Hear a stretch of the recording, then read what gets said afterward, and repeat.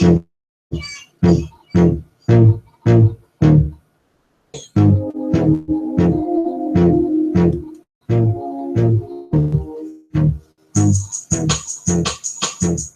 like that, don't you? Hold on, let me get situated. Ooh.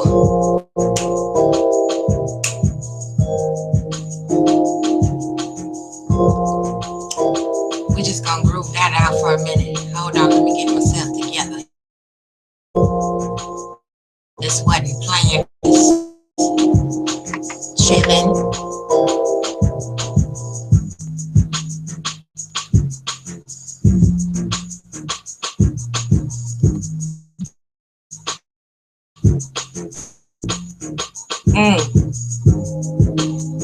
Queen Common Sense in the building.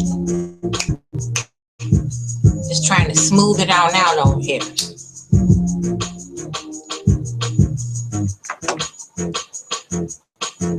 I hope y'all had a good day.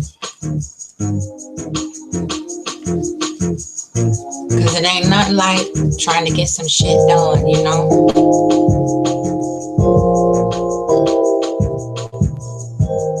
We're just gonna a little bit. Hey.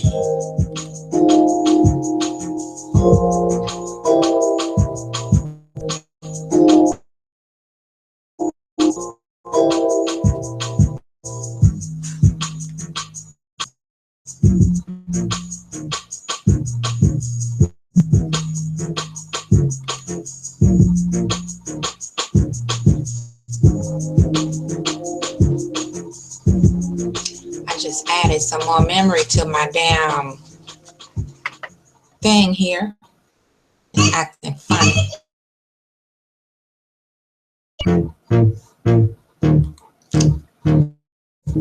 Y'all don't know nothing about that Kent Jones there now.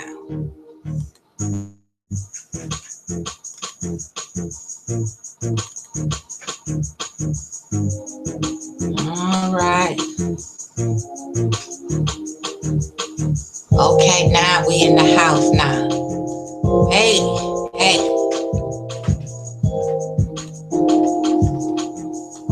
I hope y'all doing good. I'm a little bit frazzled. I had to jump down and take care of some business.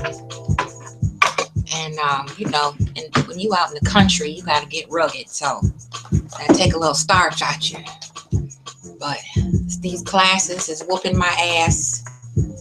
And I'm here. So I just came to holler real quick about a few things that, you know, in my little private powwows with my sisters and stuff, we be kind of kicking some things around. And, you know, it's a few things that I want to say with my chest. You know, I've been pondering. And it has a lot to do with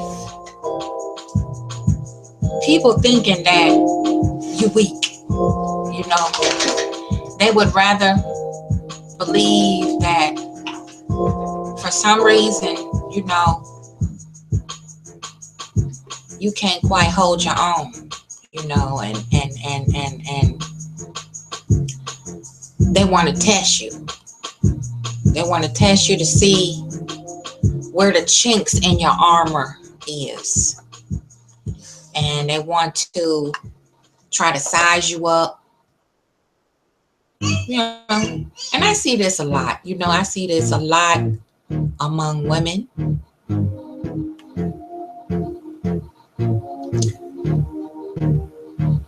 I see this a lot among dudes. You know, and I see it a lot, you know, in the workplace as well as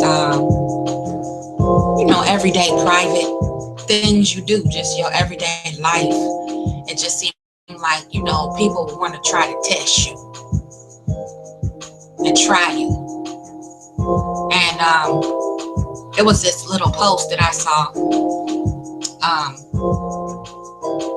was coming back from my little run with my Bella, and I was checking out Facebook, just sitting around chilling before class, and it said I can always tell the intellect of the man that I'm speaking to based on how stupid he thinks women are. And that says a lot about a person. And it's not just gender specific. It says a lot. It says a lot about a person when they feel they have to test your intellect by talking down to you, being condescending, whatever you want to call it. Hold on, let me take the edge off this a little more so you can kind of hear me a little better.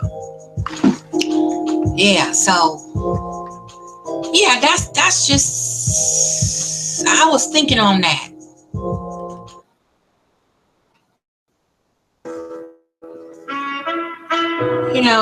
I figured I'd come and try to chop it up a little bit about that little thing, because I know I can't be the only shit. And to me, it's a waste of time to always have somebody's goddamn wit or try to push somebody's buttons when that's a sign of boredom to me. You bored,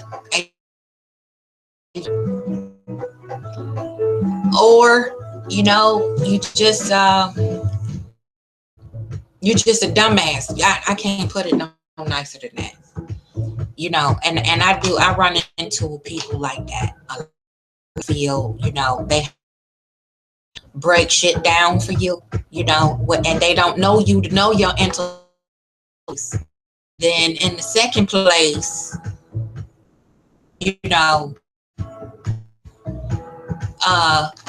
themselves. And excuse me, I'm trying to get this little window set up right because this computer is just not acting right for some reason right now. Booking it all day, so I'm a little bit worn.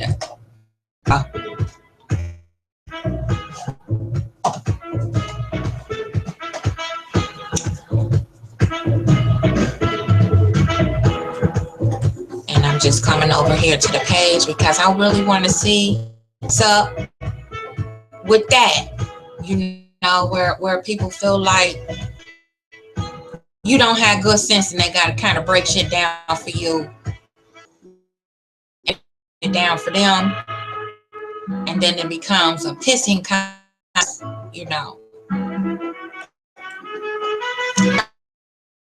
What's happening, Morpheus? I'm coming over there to the computer here. Got something. It's a little slow, so don't be mad at me. I hope you're doing good, brother. So I'm just chilling, I got a little something on my mind. I'm just trying to sort it out. My mind moves so many different things. Let me holler here.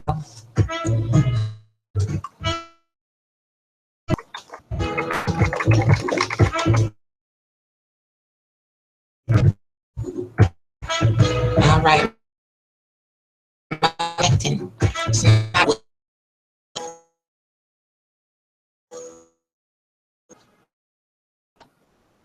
I'm just kind of thinking about that there, because it's a trip, where I see lots of women get to testing me. I'm gonna speak on the women first, because that's who I have the most problems bonding with, on a common level, because it just seemed like, we attract all kind of people, but the women that I attract here lately have been very interesting beings, because it just seemed like they're not satisfied until they have established themselves in a position where it's like a hierarchy among women. One or two of them just got to try to validate themselves. Why? I chalk it up to low self-esteem. Some of them, others, it to me, I think it's just a sense of living in a catechism all by themselves, and they're not really properly socialized. You, Morpheus, I'm just chilling here too, trying to wind down. Wind down this day. It seemed like I've been in 2 days. I didn't live through 2 weeks. That's how fucked up it's been for me just this past weekend. So we just smoothing it on out though. We just talking. We ain't really doing nothing special. So if you got something to add to the equation, you more than welcome, brother. I'm over here in the chat for the first time in a minute, so my shit's running a little slow. My dog cat back there fucking up shit then back. So we just gonna do this thing and have a little chat. It ain't nothing special. I just came to talk, and interact a little bit more, because usually I get on here, hit it and quit it, and go and do what I got to do. I don't be trying to really chop it up, and I don't want to seem rude or antisocial. It's the witching hour, so ain't no telling who gonna fall through this bitch, But I was just pondering the subject of the weakest link, and why is it among group of peers? You need to pass that on over here. Why is it among a group of peers? Why we need a pecking order? Why do it? Why is it where women, especially, I see this a lot among women. I don't see it among men too much, but I'm kind of a guy's girl, so I've always got along with guys better than I have girls, because I had a lot of uncles, had older brothers, and I was a daddy's girl. So I really wasn't into all the little minor chatter that girls got into. It was boring to me, and it made me tired to listen to that shit ongoing, and I still do. It just works my nerves to hear all that extra shit among women. When it's three or more gathered together, I just shut down. Like, I go on short circuit. I be like, I don't know what the fuck y'all talking about. I'm tired of hearing y'all motherfuckers talk. Unless it's some real good shit, then we can chop it up. But I've always wondered that among women, why is always one in the crowd that feel like she got to be the queen bitch, top dog, the fucking, or whatever the fuck. I never understood that. And just like we expect men to have honor, it's women have to have a code of honor too, and it's a little bit different than men in some ways. In other ways, it's a lot the same. I don't like motherfucking liars.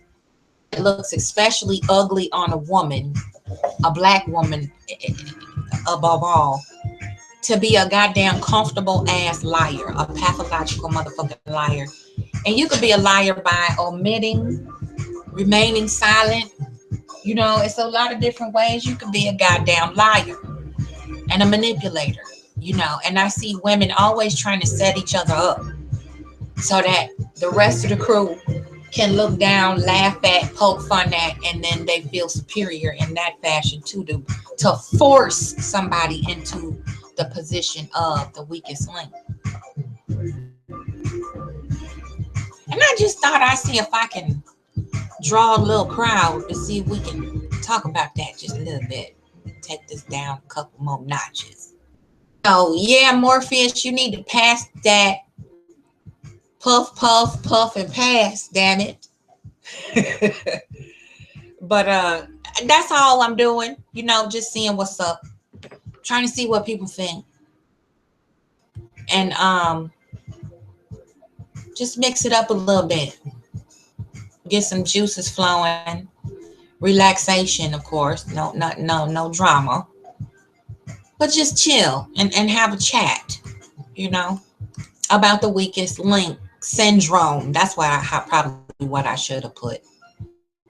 What's up with the weakest link syndrome?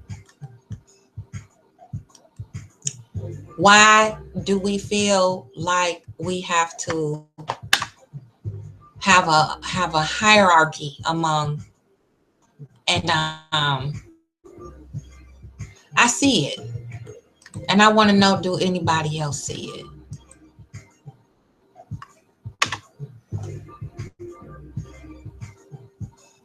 I'm just hitting up a couple people real quick. I should have did this before, but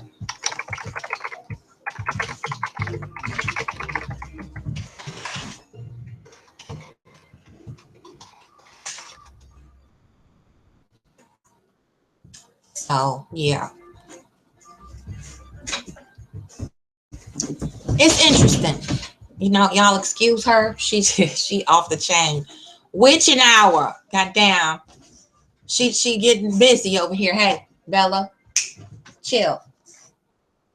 Doggy cat. She is a mess.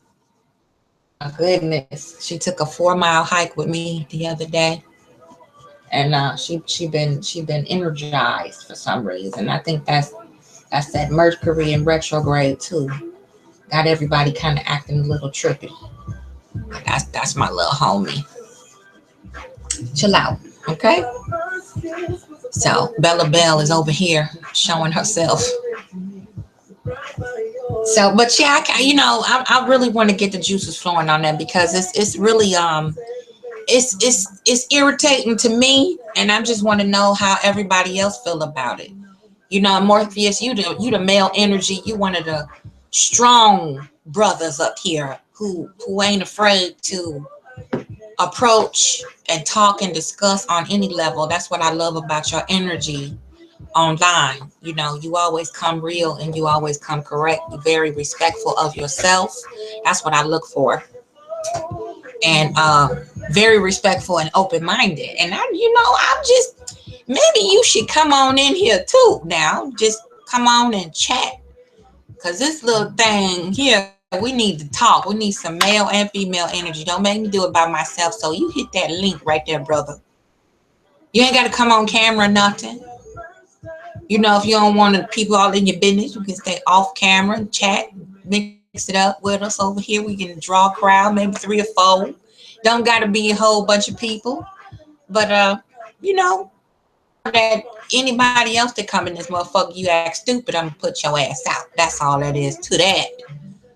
So, brother, if you want to, come join me in the in the Eiffel Tower over here with the Queen, and you can smooth it out, put your feet up. We can talk. How that sound?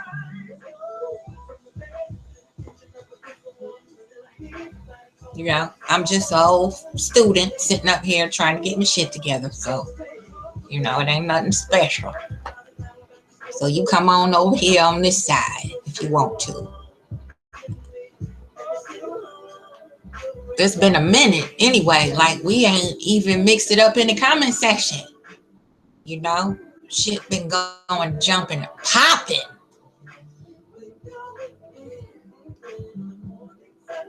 This my shit right here.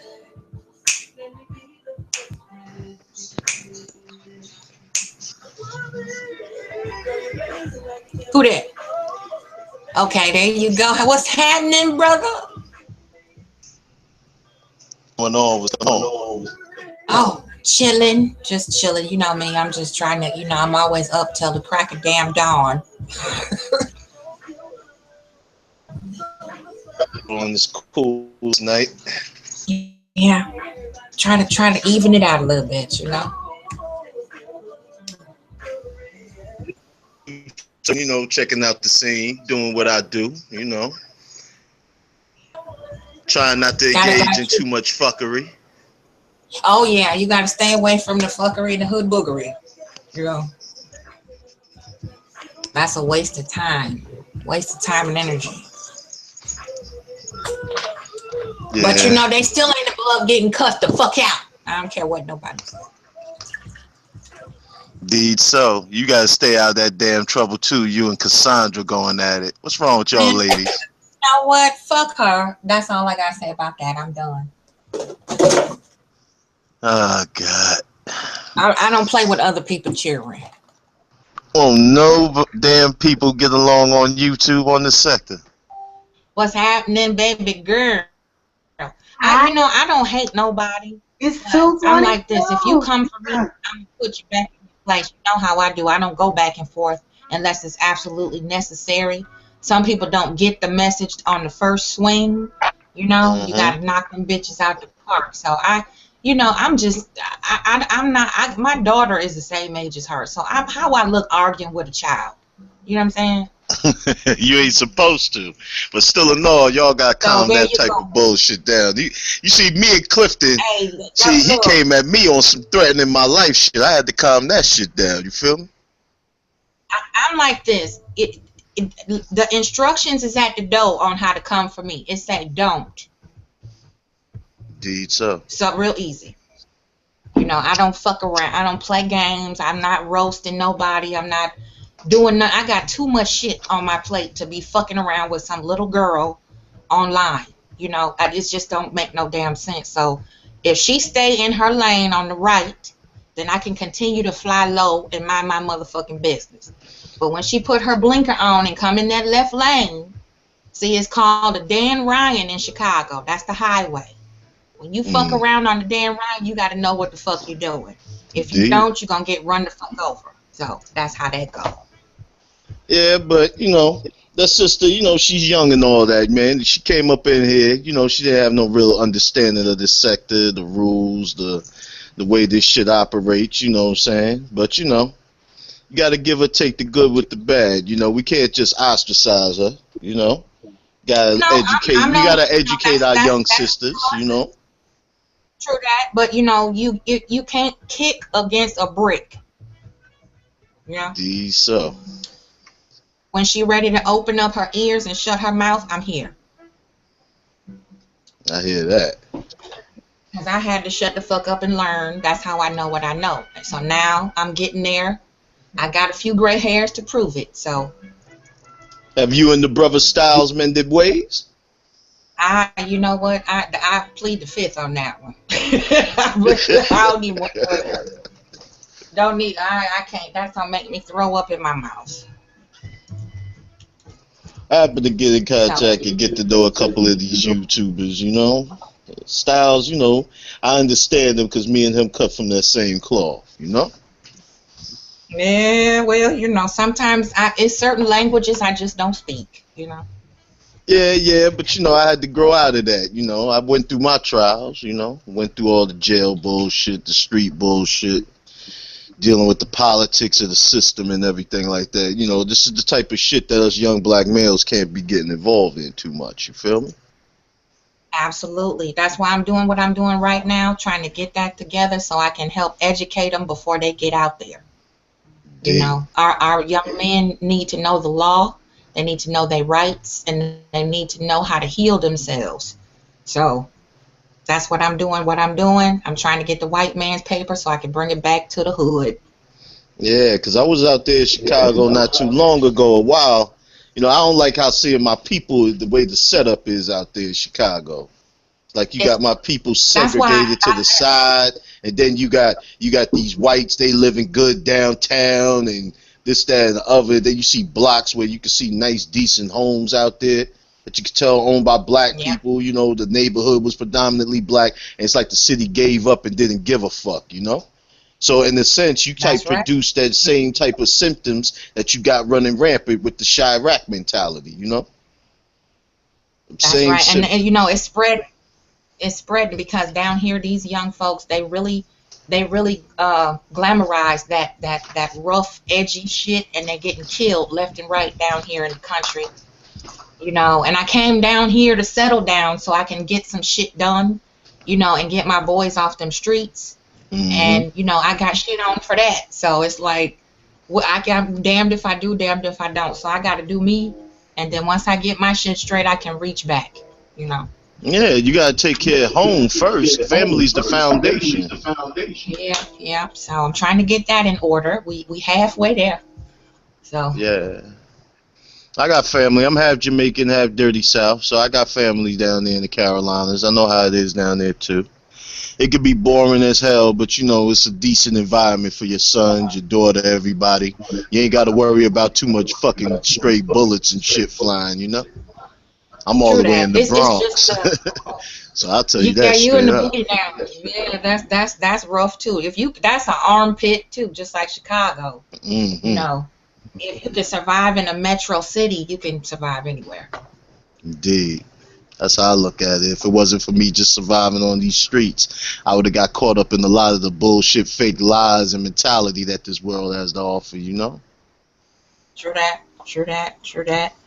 I'm really just, I'm aiming for something different. I'm not trying to get dirty in politics and do all that crazy shit because it's just not going. They don't respect us, in the courtroom and in the boardroom and shit. We got to carve our own path to really educate ourselves on the tools that they use against us. Indeed. Just like the old Native American chief George said, we have to take their tools and use them as our weapons. Mm. So Who had it in the chat room? that is Divine Mommy over there. Oh, Jamila Briscoe. Oh God, I seen so much madness with you online, girl. I ain't gonna knock you though. I don't knock people I don't know. If I don't know you, you know what I'm saying, or know your situation, I ain't gonna knock you for it. That's the problem with too many people. They watch videos, they comment, and they get caught up in all the drama and bullshit. Motherfucker, you don't know me. You don't pay my bills. You don't do jack shit. You know what I mean? It's too much bullshit. But sister, you gotta be easy though. A lot of your shit is out there. You just gotta be easy, man, because a lot of these motherfuckers, they'll take advantage of that and they'll make sure that. Can y'all hear me? Yes, ma'am. Can you hear me? Yeah, because my voice is going in and out because this is because people that I trusted snaked me and put my business out there, or they've been making up lies about me. That damn Monkey Mills, I told you, man. Right. You know, that motherfucker, let me get on record on this, man. I have no respect, and I want this shit publicly on record. I have no respect for a nigga that gets on camera, sticks his face in the camera, threatens to piss in a little girl's mouth, threatens to attack a woman you don't know who's married to another man. You know, that's the most cowardice, most pussiest, punk-ass move out here, man. Yeah. And might I use Angie's platform to speak on this, man? He doesn't represent me. So there ain't sisters out there that, they looking for a black brother and they think all black brothers is like that, man. He don't represent me. He don't represent my mentality, my mind, my thinking. You know what I'm saying? That's a nigga, man, that's a straight up motherfucking, I can't even describe what type of motherfucker that is, man. But to get on camera and lower yourself to do that, man, and then try to put yourself out there as you this platform trying to promote black awareness and all that, man. Ain't nothing pro-black about you threatening men, women like that, Holmes. In certain parts, that'll get your life taken. Yeah. Well, but I try to, cuff some of my sisters and whisper in their ear good things so they know what to look out for, and then you get burned for that too. You know what I'm saying? So I just took a step back from a lot of this social media shit because I'm from the old school. Shit can come offline real quick. That's how I was raised. Oh my God, if you can't knock on my door and talk to me eye to eye, then it might be some gunplay. That's just how how we knew. You was a little upset with me about a few weeks back, coming up in my Google Plus talking about, hey, what you mean by this, what you mean by that. I don't get involved in no interpersonal type beefs, man. I try to keep my shit well above water, try to stay out of people's madness. I comment where I comment. I'm mostly cool with Monty, the Wood Grain team, a lot of the cats I know over there, so. But, a lot of the fuckery I try not to get involved in, due to my position, due to how I work and everything like that. So I see people, man, get real cut, though. They want to take shit to your job, want to fuck with your money and shit like that. I can't afford that. You do that, you put me back on the streets. And if you put me back on the streets, I'm going to be 10 times more of an animal than I was when I left. That's what I'm saying, and then, you can't really fuck with a predator no way. you know. So I wish they would, because I stalk stalkers. I'm not afraid of nobody. Yeah, I heard I about don't you give a fuck. infamous ladies. I saw your videos throughout the years, you Wolfpack ladies. Y'all goddamn I don't. ladies mean on some men out here. What the fuck is that about? Well, you know, if he ain't a man, you know, I can't help if he ain't got no testosterone. If he a bitch, he's a bitch. You know? Yeah, y'all. Hey, I've been over here listening to what y'all been saying and shit, and I wanted to comment on what he was saying about Mike. We can say whatever we want to say about Mike, but right now, the real problem is these bitches out here, these goddamn dick riding ass whores that ain't got no goddamn root chakra, pussy chakra, no brain, just a dumbass dummy. That's the real fucking enemy. See, y'all gotta worry about dudes. We gotta worry about these females. See? And I got a baby over here that I gotta protect. That's 3 years old. Yeah. And I'm not gonna cower in my home. I'm gonna go outside and I'm gonna protect my home. Real talk. That's why I'm over here. You know, You sound like you turned up about something, Miss Briscoe. What's the deal with that? I ain't even gonna speak on it publicly, but people know what's up. They know what's up if they come over my house. Oh, you got a damn night. Hey, Miss Briscoe, calm down. Miss Briscoe, what's going on? I'm sharpening it right now. Because, you know, I keep it kind of dull unless I got to use it. You mean that filthy monkey made some threats towards you, man? No, it ain't the monkey. I told you it's these females. See, this is what you don't understand. You know, rarely That's are why you I did this find hangout. a sisterhood. Like, rarely I don't have a lot of friends. You know what I'm saying? Like, very few. Rarely are you going to find a sisterhood amongst women. Women are competing against each other. And I got this crazy single white female chick. She want to act all strange and brave and shit. And I'm like, well, go on ahead, let's do it. And that's what I'm trying to say, Morpheus. You know, people can push you to a limit where you have got to get in their ass. You know, because it's only so much you can ignore before they start to really affect your concentration. You know, you can't turn this shit on without somebody coming around talking cash money shit. And they think just because you silent, that means you weak. And then when you really blast their ass, then they act like they a victim. And see, I'm never a victim. I'm not bleeding or dead. You know, if you can't kill me, then I'm not no fucking victim. And I'm not going to sit up and let nobody just talk shit and lie about me and make up shit because they some delusional motherfuckers. That's just not me. Yeah, you can't be online. You can't be online threatening people like that. Damn, this woman over here sharpening up a knife, man. Who the fuck is she? I know from a video. She got kids. You know, she got kids. You know, if you can't tell me a justifiable reason why you got a beef with me, then we ain't got no beef. If you can't come talk to me like a civilized person, then I'm gonna treat you like an enemy. You know, you walk up on me, you call my house, you think you can find me, you gonna get 2 to the dome. That's just it for me. I don't mind catching it. Don't come at all. But if you do come, you gonna really regret that motherfucking day in your life. Because I will kill and die for mine. And I keep telling them not to fuck with witches, but they don't listen to me. She done lost her damn mind. See, this is a psychosis.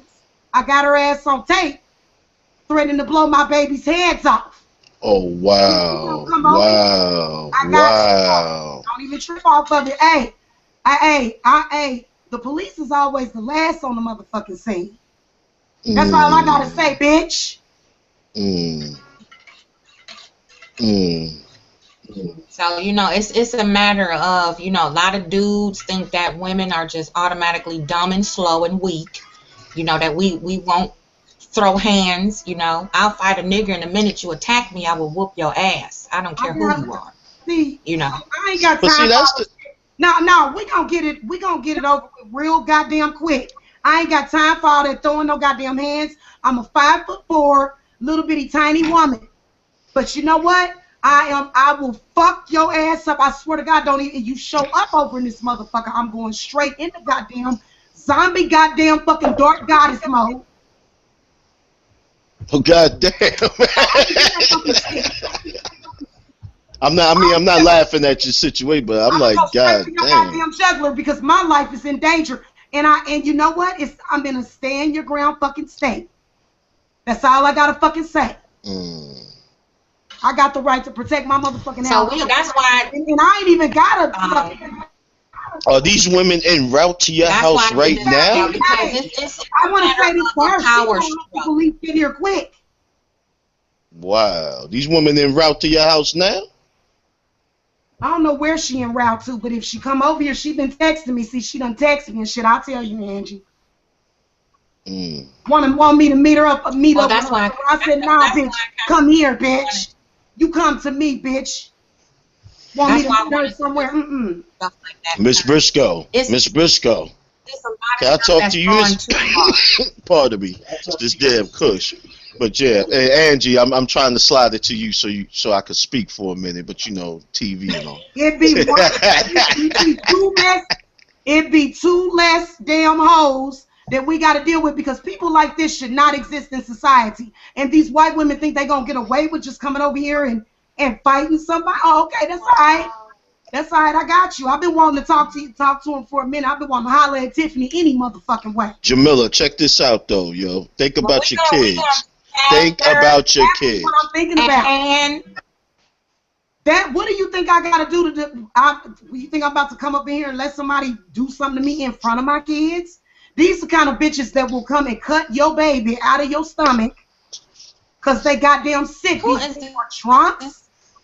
Who the fuck are these chicks? Man, I will tell you this. I know they They black? They other black chicks? Other sisters or something or what? All these is white women, so you already know I'm ready for them. Oh, man. Hey, let me tell y'all something about these you got a bunch of cave mutants after your ass? Oh, my God. And they angry. They mad as fuck. That's why, real talk, I'm glad I was one of them niggas that was never attracted to white women. I am so fucking happy. You know, I have to deal with y'all fucking sisters' crazy ass madness and your Terminatrix type of fucking ways too. Wait a minute. Wait, hold up. Don't say y'all, okay? Not everyone. All right. Not everyone. But you know, the segment of women I've dated in my life that were crazy and all that. I don't fuck around like that. Anybody that I have ever got down with, which is all the 3 people, one of them is dead, and we was best friends when he died. So don't say y'all, because I don't play like that. Okay, well I'll just say the majority of women I've dated in my life, but that's another separate conversation. I'm glad I never dealt with one of those type of crazy ass. I heard too much about them, man. But I ain't trying to be racist or nothing like that, but shit, man. I ain't trying to have no psychotic motherfucking women coming up in my fucking That's what I'm talking about. And see, this is what I'm talking about. When I cut a bitch off, bitch, that mean I cut you off. If I tell you don't come to my motherfucking house, and see, they tried to come to me, but I want to lick your pussy, and we want to get drunk. What the fuck? Holy shit. No, bitch. No, bitch. No. Hell to no. You come over to this motherfucker, it ain't gonna be nothing like that, bitch. I told you no. And this other psychotic ass bitch, I don't even know this hoe. This bitch so goddamn crazy. Okay, so now we can get back to the subject matter. What were y'all talking about anyway? Yeah, because you're getting a little too deep, Miss Briscoe, and this is open airways. We got the point. He stalked for over a year by a woman. Don't incriminate yourself. And so remember what I tell you. Go back and divert it back to the subject matter. That's all I'm saying. So when you don't know a person and they're coming at you like that, it makes you wonder, what is wrong with this person? What is really, really wrong with this person? And for her to say she's a mental health nurse, I kind of feel like maybe you just broke out of the mental health institution or something. Because it does happen. Oh, my God. So can we get back on the subject? Hell yeah, if y'all want to. I'm going to go anyway because I gotta go. I thought that's why you told me. All right. Yeah. Y'all have fun. All right, sir. All right, peace. Well, no, I was going to talk, but, That's what I did. Yeah, you got to be careful on the open airways what you say, what you do. People, man, didn't do stupid shit on this shit. And you don't want to be incriminated behind some shit because another person's fucking with you and you unleashing your emotions like that. You always got to be on point. Homeland Security, Jamila, think that. You know, really, really be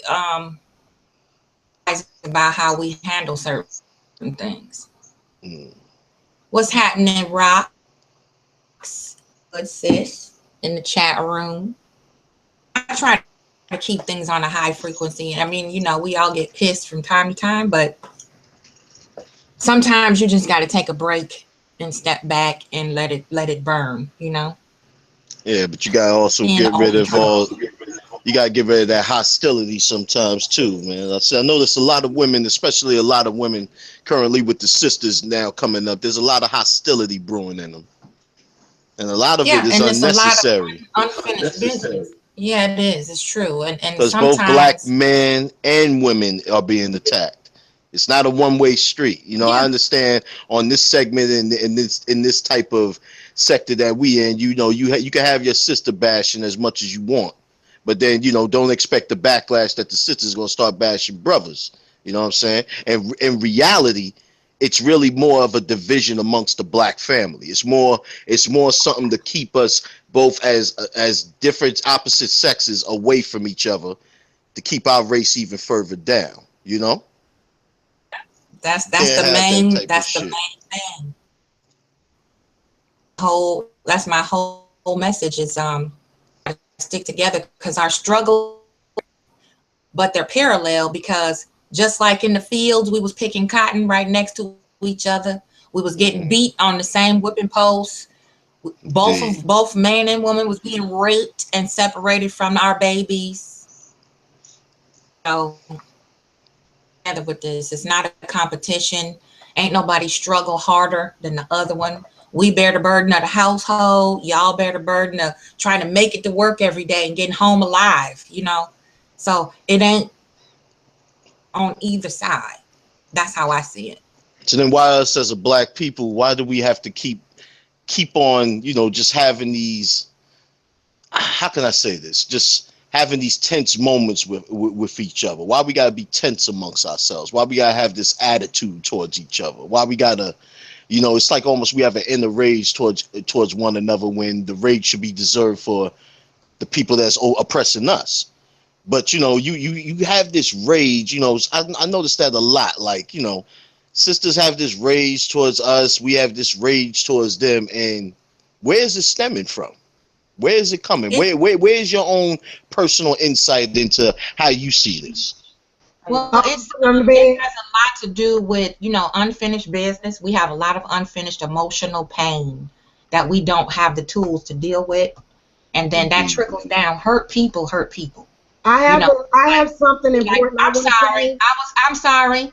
My bad. Okay. Excuse me. It's a trickle down. You know, we pass that on to our kids, and they grow up angry. You know, children become what they live, not what we teach them. You know, and we have to have better tools to deal with the dysfunction that we carry. And the infighting is the biggest problem, because instead of trying to lift each other up, we want to try to, like I said, one up, mind over matter. Who has to have the highest pecking order? Who's the bottom bitch? Who's the top dog? And all that. I got more Jordans than you lined up in my closet. All that bullshit. We can't get past that. It's the ego. The ego and the false sense of pride, you know, that we suffer from. All right, so we got that ego and false sense of pride, but why we linger on it? What's the meaning of lingering on all that? Because we are oppressing ourselves by keeping those type of inner emotions and inner feelings. I try not to deal with emotions and feelings too much. I'm not trying to say I'm robot the fuck out, but, you know, as far as a man, if I allow too much emotions in me and start having female bitch-like tendencies coming out, you know, that doesn't operate well for my overall psyche. You know what I'm saying? True. Too much men nowadays, that's the problem, the effeminism of the black man. You know what I'm saying? You got images, you got TV, you got media, you got all these outlets where they just destroying the image of a strong black man. You know what I'm saying? And I almost feel it's almost like a conspiracy behind it. You know what I'm saying? Because they know we're the best and we can attain the shit that they got easily, if not more. But it's like almost like systematic that they try to break down the black man layer upon layer, so they can get to your very soul and your very who you are, your very kinetic energy, who you are as a human being, as a black man living, just not just living in America, but living in the world today. You know. True that. I do too. I try not to put too many emotions in things that I do because it's not productive, and it's no clarity in getting caught up in emotions. You know, you can't really resolve anything just going on raw emotion. You know, there's no logic in there. There's no balance in there. So that's why I try to do little stuff like this, and you know, have people come chime in and stuff. And sometimes, you know, it's a little difficult to let stuff go. You know, when you hurt deeply and when you feel threatened or insecure about stuff, it's really hard to process. You know, when it's coming at you constantly, it gets maddening. You know, and I see why people lash out at each other. I see why people do the things they do to each other, because we just don't know how to process it. We don't know how to deal with it and navigate through that. So the emotions surface and they bubble over, and then you lash out, just like poverty. You know, poverty in the black community causes a lot of us to keep fucking each other up the way they do. We don't have the tools to get out and use the financial instruments that's available to us because of white supremacy. They don't want to see us have shit. It's not just white supremacy, it's also niggerism. Too many of us got too much niggerism in us, and, you know, nobody doesn't want to move forward. Everybody wants to move backward. You know what I'm saying? Niggerism is a hindrance. You know what I'm saying? You can't have shit hinder you. You know what I'm saying? And that's a big time hindrance in the black community. Too much niggerisms. That's true. I'm just reclining. Hey, I just wanted to say something real quick. I didn't come on your show to get ratchet because I was invited. And this is what I wanted to say. I'm not ratchet. I'm not illogical. I'm a very intelligent woman. But you know what? These people are still terrorizing me on my phone. And I feel like it takes a lot of empathy to actually walk in somebody's shoes. See, they're calling again. I wanted to say this real quick. Nobody said here you said you were ratchet. No. I didn't say you did. I just was saying that I'm not coming from a ratchet place. I'm coming from a real place. I have kissed these kids goodbye tonight. And if something happens tomorrow, I'm going to either die or kill for it. And I don't give a fuck. I really honestly don't. It can end right here. This is the way this situation was supposed to end, in a tragic way, to where me and this white woman that can't let me go because I have let her go. This woman will not let me go. I have said, go on with your life. She is terrorizing me and has been doing it for over a year. The police know about it. They said, have you do called what you the got to police tonight? Since the call started, have you called the police? I did. I have called the police consistently and made sure that everything has been well documented, and I have sent her a cease and desist letter. So can you turn your phone off? You can just turn the phone off. You don't have to. I can turn it off, but I'm not talking about the phone. Yeah, of course, I can turn the phone off. I turn my phone off every night. I don't even pay attention to this phone.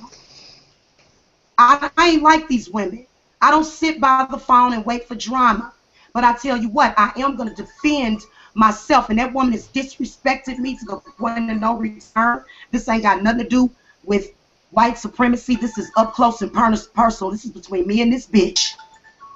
So we Jamila, can do might this I shit. offer this suggestion to I ain't you? got no problem with it. I ain't got no problem with it because you know what?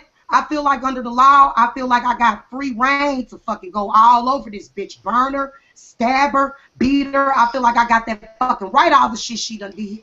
But you know what?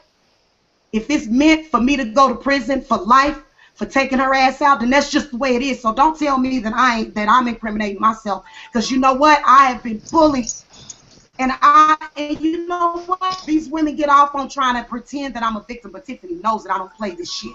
And she done got crazy and deranged, and she's in a fucking delusion and a psychosis, and she can lose it if that's the case. Jamila, you mind if you just listen to me for 1 second? I don't know it. You know what? I know y'all take this as a joke in a game, but I'm letting her know. Who's taking it as a joke? Jamila, what are you talking about? This one thing I don't stand for is disrespect, and I don't like being disrespected. Hold on a second. 1 second. Just hold on. I hate to do this. I really don't like doing that. But I understand that you upset. I understand that this has been I'm not upset about anything. I'm just defending my household like you would. I'm not saying I wouldn't. You're not listening. You're not listening, Jamila. You're not listening.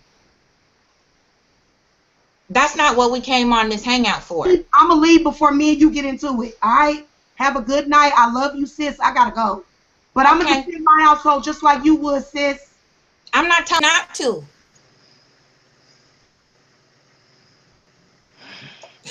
See what I mean? Indeed. I don't recall anybody saying it was a joke. Do you? I wasn't laughing at that type of situation. I was just going to merely tell her, you know what her solution is? The best solution for her? Turn everything the fuck off. Turn off your computer. Turn off your phone. Tune the world out. You got children. You know what I'm saying? You got to be a mother. Tune that shit out. Be a mother to your kids. Be around the best parts of your life. You know what I'm saying? Tune out everything that's a negative around you. Because all that wilding out and flashing knives and shit like that. You see, this is the signs that, when people take this and they look at it, they're going to look at it and understand, and they're going to say to themselves, well, shit, black women are crazy, and this, that, and the other. You don't want to spread that type of an image or that type of a look, based upon a situation that what you're having with fellow people in real life or online or wherever the fuck you having it with. You know what I'm saying? It makes you look stupid. I'm not knocking the sister situation. I see, she's really about it. You know what I'm saying? Whatever's this problem that she's having, she's willing to take it there. But you got to think rationally right now. You're willing to take it there and throw away your life and where your kid's going to be in the same system that you don't want them to be. That people, if they fucking with you and they want to start reporting on you and saying this shit about you, because I happen to catch a few of her videos. I see Shorty she's doing what the fuck she's doing. She's on her level. You know what I'm saying? It's a crazy level, but she's on her level. But she's her own individual. She has a right to do what she want to do. It's her life. But at the same token, you're willing to throw away your life right now based upon some motherfuckers that's coming to fuck with you right now. Or a piece you of gonna shit. Stab them up, you waving knives and shit like that on camera. That's not gonna help you in the overall, because let me tell you something. A lot of people fuck up on this little social media platform and they do a lot of shit, a lot of things. You flash guns, you say you're gonna do this and that to people. Shit, I done messed up and said some shit in some comments. You know what I'm saying? In the heat of the moment. But you gotta watch what you say sometimes, because that's bringing in some added shit with the law that you don't even want to fucking deal with. And I think personally, I could tell you in that department about the law. You know what I'm saying? That's you don't want to deal with those type of motherfuckers. And then secondly, she's not thinking about the one most important thing of all she's gonna lose on top of throwing her life away or this, that, and the third. You got kids, ma. Think of them. Fuck these bitches. You know what I'm saying? If you got an issue, you got a problem with these chicks, then you deal with that shit on your situation where you got your kids secured first. If you're gonna be a mother first, have your security of your kids as the ultimate priority. Make sure that's handled. Make sure you don't have to look over your shoulder. Your back got that covered. You feel what I'm saying? Don't sacrifice them in the pursuit of trying to get at a bunch of bitches, man, that you don't like, or they from your town, like she said, or you have issues with these ladies and this, that, and the third. And that's the thing right there that you said was very important. Excuse me, I don't mean to cut you off, but I just want to highlight what you just said real quick. Are no nothing ass nobody bitches, okay? These are self-entitled, low frequency, bottom feeding ass, useless eating ass bitches.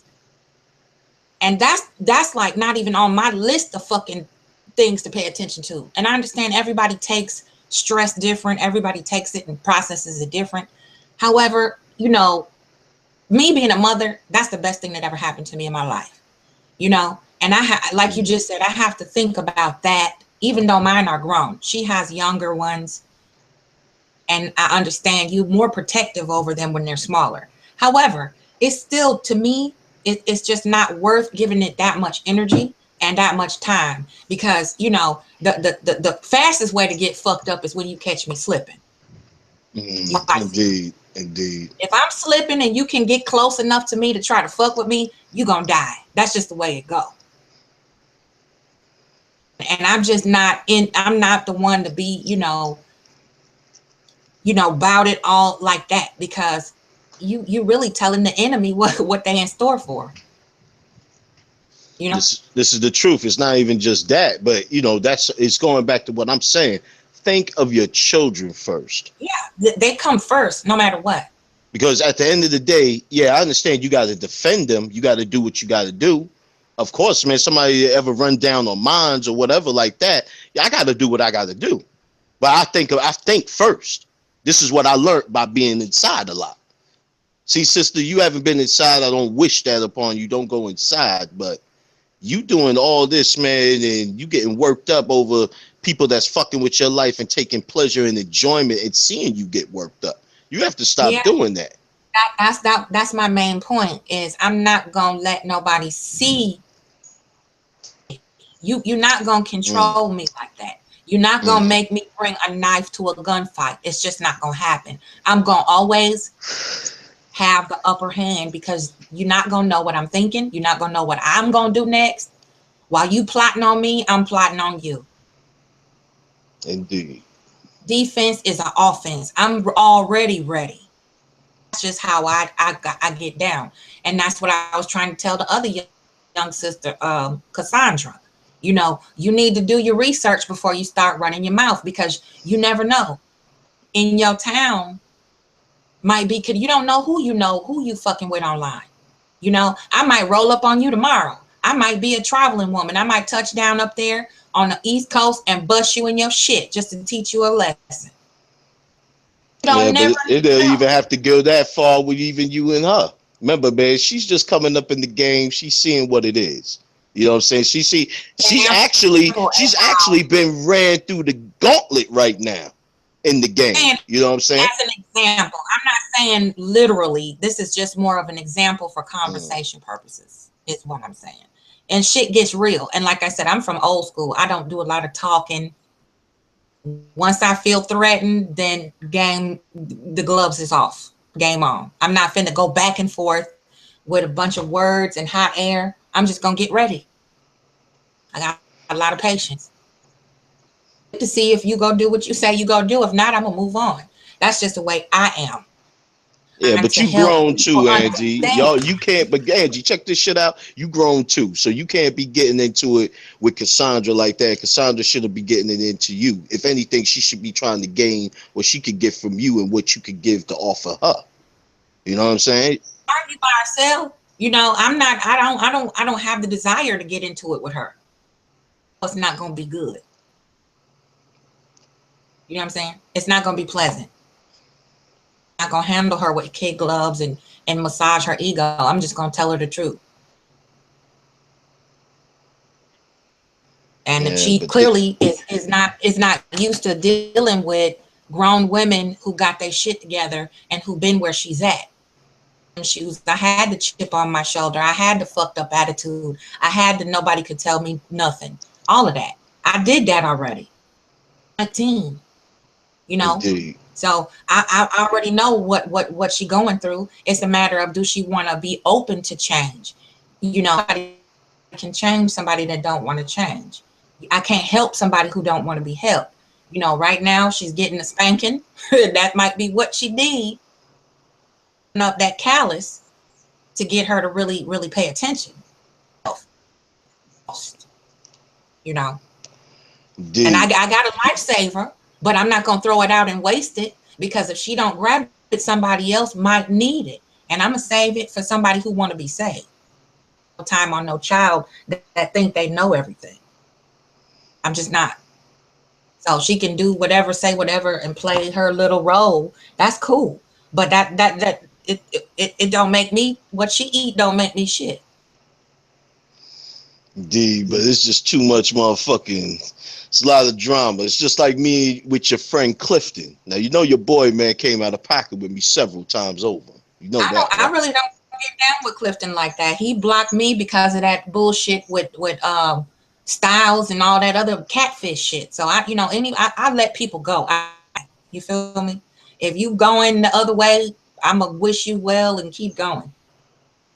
I don't chase people, and this is I the spoken with internet. the brother Styles and I kicked it with him a couple of times. I ain't had no problems with the man. And I don't know, I don't like I said, I don't stick my nose in people's business. That's y'all's business. But he You ain't know, never done me rumors. wrong or. Talk. People believe what they want to believe. Whatever it is what it is. I really don't give a fuck. I don't have no fucks to give about what people think about me. It's none of my business what people think about me. Mm. And if they want to ride that train or jump on the bandwagon or whatever they do, that's them.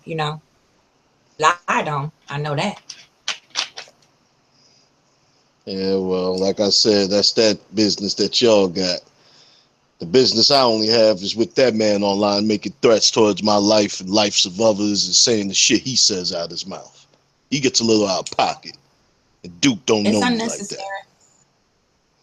Anybody who's done it, if I'm aware of it, that balance in between, it's really not worth losing your steam over somebody out of pocket. And if you got to start handing down threats, then maybe you shouldn't be on.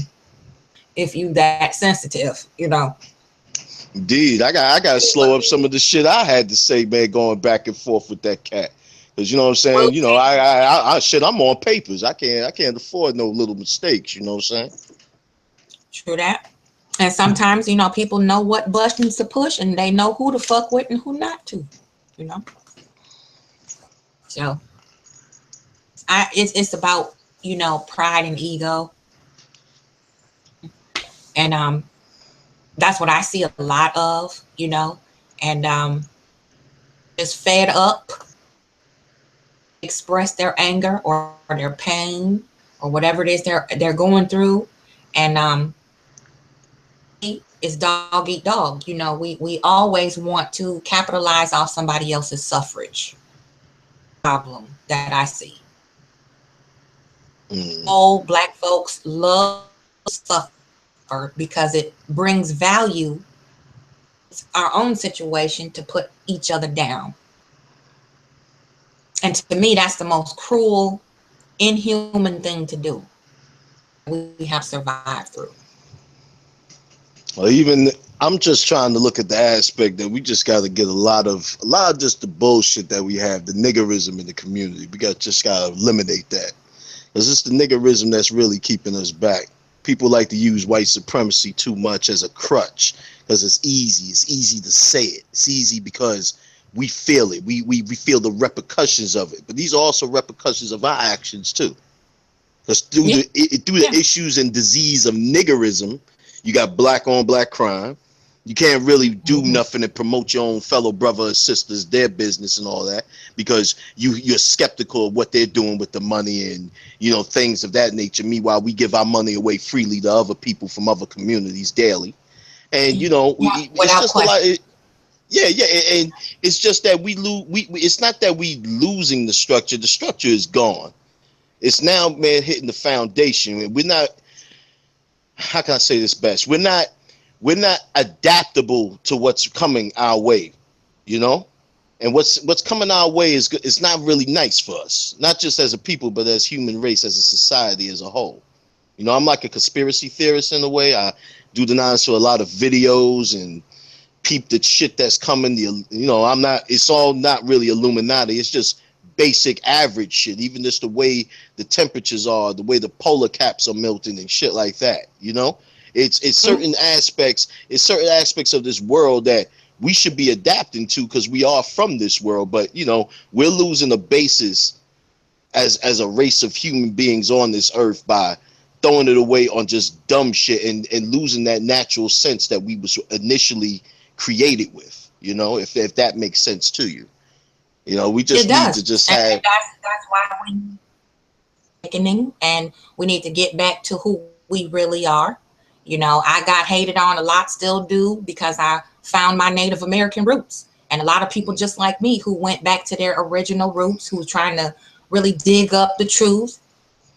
And to me, that's a gift. If somebody can show you and help you, lead you to the truth of who you are, that's the place to start. Because we had a belief system before they came. We had all of that. We was in the stars, in the universe, before Europeans ever came out of the mountains. You know, and now it's looked at as a joke and a novelty when it's very real. And to everything. And, you know, all this imaginary crazy shit up and all of that. And we start to debate and argue over who's right and who's wrong with that. So you got all these levels to all this different infighting and you know, useless banter, chatter. That's where it gets foggy, all discombobulated and ready to go at each other's throats because you're arguing over politics. We didn't have politics. Religion, we didn't do that. We arguing over, you know, public school versus parochial school. We schooled our own children. The village took care of that, you know. So it's all kinds of levels and layers to the bullshit where we have been desensitized to our own nature, you know. And it starts there with white supremacy. People think that that's the beginning of our history, and it's not. And they're going back to Kemet and all that, but they're missing a big chunk in the middle. yeah, that's the problem right there. Pro-black nationalism, it's now become just like no different than any other hustle or any other scheme that we as a people create. You know what I'm saying? It's like it's just crazy at this point right now. You have people who talk about their pro-blacks but want to tell you to suck their dick, do all that type of bullshit. You have people that tell you that they're pro-black, and yet they would rather, instead of you building with another black brother and all that, you spend most of your time trying to downgrade and humiliate people. You know, you can say what you want about Tommy or whatever, but you know, Tariq, in my opinion, is just as not sinister or even more than what people are saying about Tommy. Now, here's a guy that goes on YouTube and produces a minstrel show. What's a minstrel show? You got this little crispy puppet thing. Now, you're supposed to be as a whole down for the wholeness of black people. Your hidden colors, you know, I'm not taking away some of the sciences that he had in them DVDs, which is quite good, by the way. But at the same time, how can you come in and tell me you're pro-black when you make in front of another black man over his blackness and over who he is, no matter what controversy that he stirs up or whatever that people perceive about him? You're no different or no better than coming in saying that I'm this pro-black guy and you should follow me, but yet you out here humiliating another black guy at your own convenience and leisure. And I'm supposed to believe you? I'm supposed to follow who you are as a pro-black? That's supposed to be pro-black? You know, say what you want. You know, even with me and this cat, Chicago boy, Clifton, you can say what you want with me and him, but still at the core end of the day, if I see the man on the side of the street, he's getting hit by some Klansmen or they trying to kill him, you know what I'm saying? As much as he gets on my fucking nerves, me as a brother, I ain't gonna allow that to happen. You know what I'm saying? So where's the pro-blackness and respecting your fellow other brother? There's no pro-blackness in that. Nobody has that out here today. Nobody's not speaking about that today. And it's almost like it's hidden from the black community that, you know, we have all these little ticks with us, these little, how can I say, it's this little prejudices that we have amongst each other, and the little slick shit, the little dumb bullshit that we got growing up, calling another man crispy or another man the coon and this, that, and other. First of all, before I could call anybody anything, I have to walk in that man's shoes. I have to understand what makes that man tick. I have to understand why I have the thoughts and opinions that I do, in which people, they don't like my thoughts and opinions. You know, there's too many people willing to put a guy to the side and be a villain, and everybody thinks they're the hero, when nobody's a hero or a villain, or nobody's playing out this little melodrama that we have in this sector or whatever. Nobody's not doing nothing of any significance. I mean, what are you really doing? If you're supposed to be down for me and you're supposed to protect me as an individual, as a rights, as a man, whatever, everything that equals me, where am I seeing the benefits of this? I don't see no Because we're fucking not benefits. coming from a place of love. We're coming from that ego that we talked about. You know, I just don't get it. I can't wrap my brain about having an ego with somebody that looks like me, feels like I do, has struggles like I do, make mistakes like I do, fuck up like I do, you know. And the thing about it is, once we evolve and get older, those things should kind of more of a minimum increase. They should decrease. And the wisdom of our experiences should be our teachers too, as well as our children. You know, a lot of times we forget where we came from. You know, we get up on a pedestal and we get self-entitled and we feel like, you know what, I made it this far, so I don't have to respect the next person. It's all about survive or die. We really don't have shit. We don't have shit now because we really don't even have each other. Because, you know, I was just on another hangout a couple weeks ago, and it was right after I was at the golf course right down the street from my house, you know, and it was a bunch of white to each other, calling each other and bastards. But when that money came up and they was talking about trading them stocks, they shut the fuck up and they did their business and they was making money. They went right back to hating on each other. So we come from hate, envy. I've been preaching on Leviathan for over a year. Envy will kill you faster than jealousy. And we are so broken within.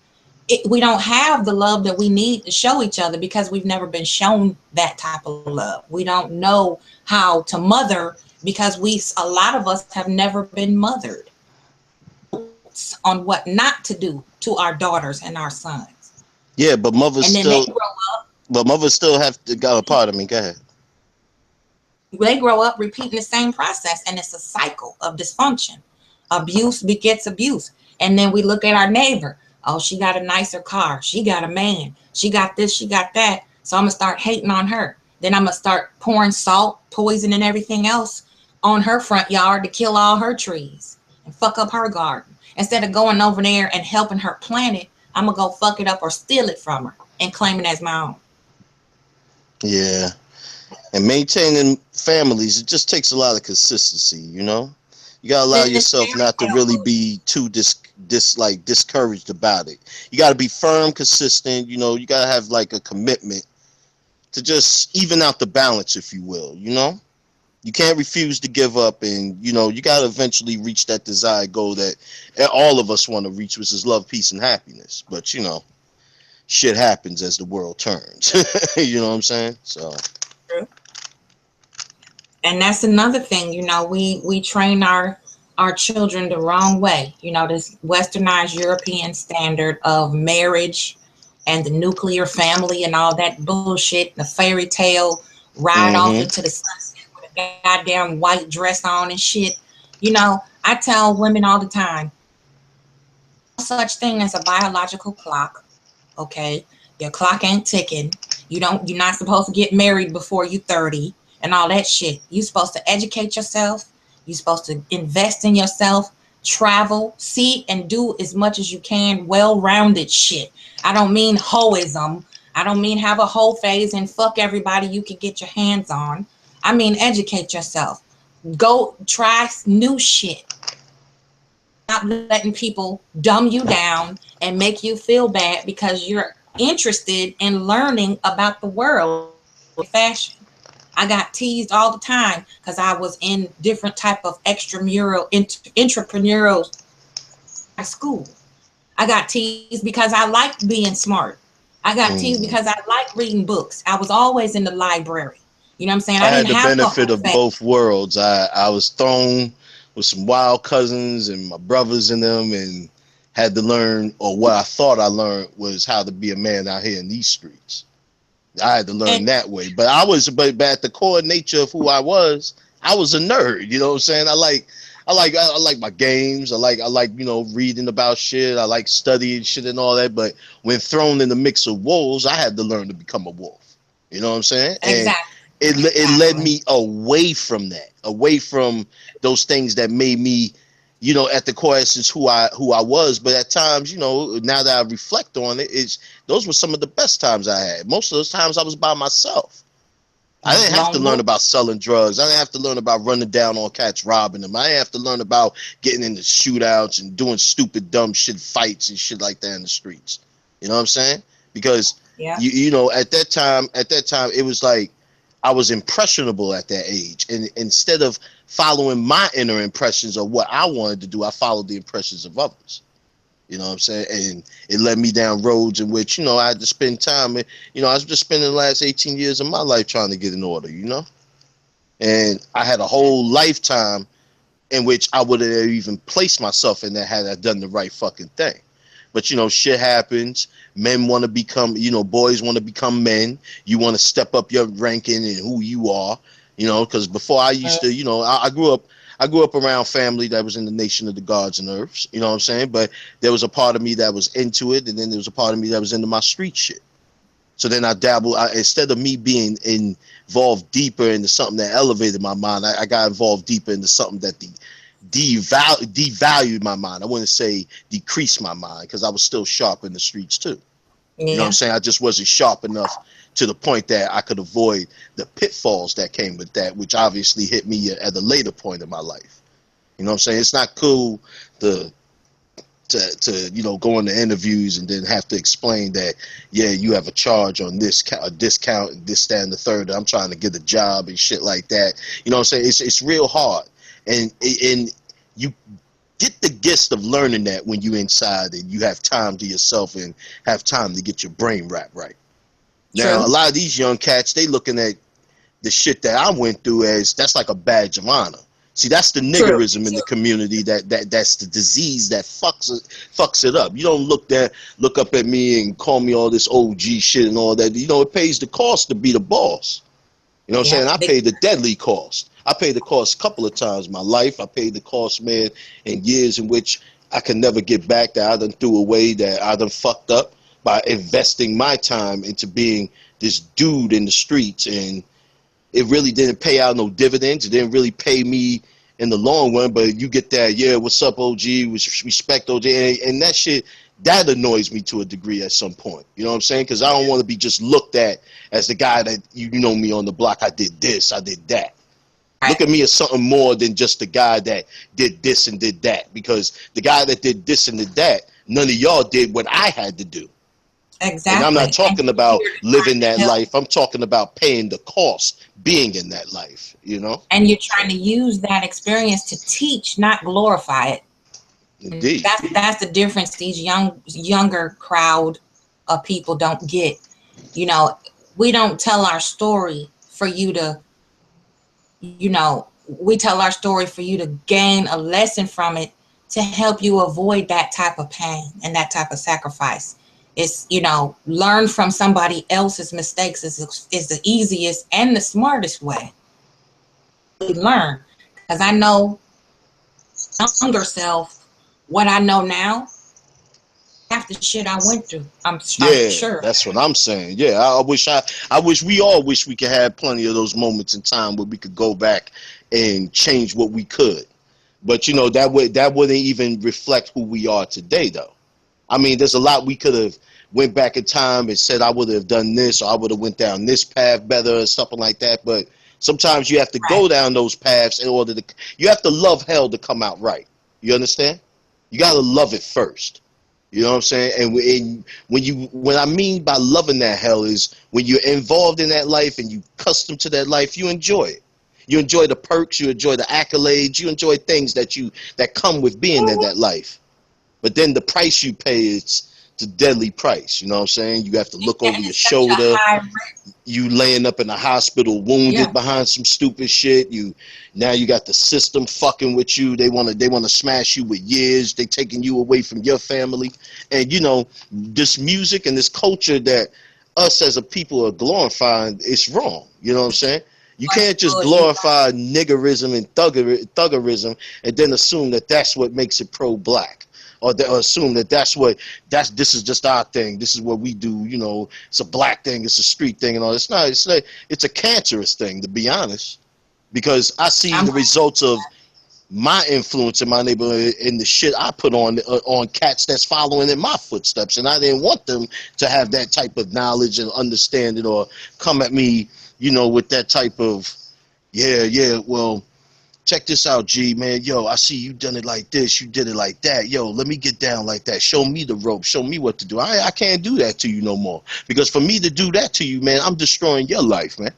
You know what I'm saying?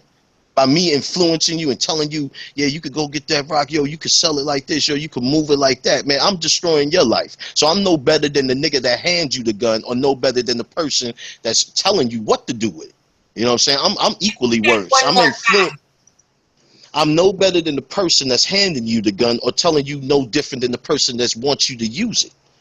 Because I'm the influence. See, the influence is what you see. Kids are impressionable at a young age, even teens, and even worse or more in the black community, impression is very high popular. You know what I'm saying? It's like when we see you see a little girl sees what this grown woman's wearing, she wants to wear that one day. A little boy sees, man, what this grown man is driving, he want to drive that when he get his age. The impressionable attitude that we have amongst us in the community is really extremely high, and it's dangerously high, because and they see the end result, but they don't see the hard work in the process in which to acquire that end result in an honorable fashion. And that's why I so hard on women younger than me, because they see got this or that, got that. Back in Chicago, it was bad, very bad, with my daughter, being that she was the oldest, and she saw how hard I grind. But her friends, all they saw was the finished product. Indeed. Like, well, your mom's home with you, blah, blah, blah, all the whole fluff and the sparkles. I said, but you don't know how tired I am at the end of the day. You don't know how sick I am of doing the same shit all day, every day, just to give them this safe sanctity. Busted my ass. And then to turn around and have not just outsiders, but your own family shit on you and not believe in you. You know what I'm saying? They see the finished product and they just assume the worst before they give you for getting it honorably. You know, and that's another thing that we do to each other, is that glory of impression. You know, she must be a hoe. She got a sugar daddy. She got this. She doing all this clandestine shit to get what she got. No, that was all my blood, sweat, and tears. No coochie, no walking on a stroll, no swinging on a pole. Up here, you know, we degrade each other so quickly. We so quick to say, oh, he gotta be a this or she gotta be a that, instead of saying, you know what, I can learn something from him because he's actually doing the work, and I need to know what I need to do, parlay that into my own quick microwave version of everything. Fall apart, you look back and go, how come didn't nobody tell me nothing? That's what these kids do. They glorify the finished product, and they don't have no work ethic and how to go get it honorably. Knock somebody in the head, or go boost that shit off the truck, or, you know, rob an old lady or whatever. Well, with the exception of robbing the old lady, I was that young kid that did those things. Because even I knew better back then, you know what I'm saying, that not to take it to the ladies, you know. I ain't saying I'm the best. I ain't saying that like I'm ultra smooth. I have my domestic violence charges. You know, I'm not no better. I'm not no better. I was very ignorant. But who don't I'll tell have you that. no past though? Brothers too, like you. Because I look for the brothers who have been through something that I can talk to and really vibe with up here. You know, and a lot of brothers don't see their own value because they stuck on, I fucked up, yeah, I got my, because society puts that on you, that pressure on you to say you got a past. Who don't have a past? We all have fucked up to some degree. That's another thing about that I don't like. We so quick to judge your past because you might have a couple of those F words You know what I'm saying? Them felonies. Okay, but you know what? For an honest felon who has turned it around, because you can't heal what you refuse to acknowledge, you acknowledge what you did. That's why you was able to turn it around and get your grind honestly. Now you making a honest check, if you will. Now you got something to pass on and say, you know what, I was already out there. You from having to feel like you got to go out there. You can speak to my boys and tell them something real. Not know, oh, look at me, now I'm corporate America. It's, look, dude, I done been in there. I know what they do, and this is what's going to happen to you if you fuck up. Indeed. I would rather somebody talk to my sons like that than be like, you know what, you go get your education, which is important. But we put too much weight on the classroom and not enough weight on common motherfucking street sense. Because let me tell you something. Out of all the studying I've done, out of all the schools I've been through, I've used my street smarts more than I have my education. And that's real. Indeed. The street smarts people fail to realize it's not about being, you know, thug 24 hours a day or something like that. It's what you could, it's some of the best businessmen in the world, in my personal opinion, you can find literally outside on your corner. If not your corner, on that boulevard, selling or moving whatever thing, whatever their hustle for the day. You could give them same brothers shirt. Yeah, you could give them same brothers shirts and ties from here to Jamaica. You know, I got family in Jamaica. You could give them same brothers shirts and ties, put them in corporate America, and nobody wouldn't know the difference. All you got to do is just switch around the jargon and the lingo and let it show them the ropes of it, and they'll be no different from any one of them white guys down there doing it. So, you know, it's just how you put yourself, you know. Well, pardon, what you said? Because I know a lot of people from the islands, Haiti. I'm telling you, what we would call, you know, a street hustle, they come to America to a multi-million billion-dollar industry. Indeed. Just shit all over companies.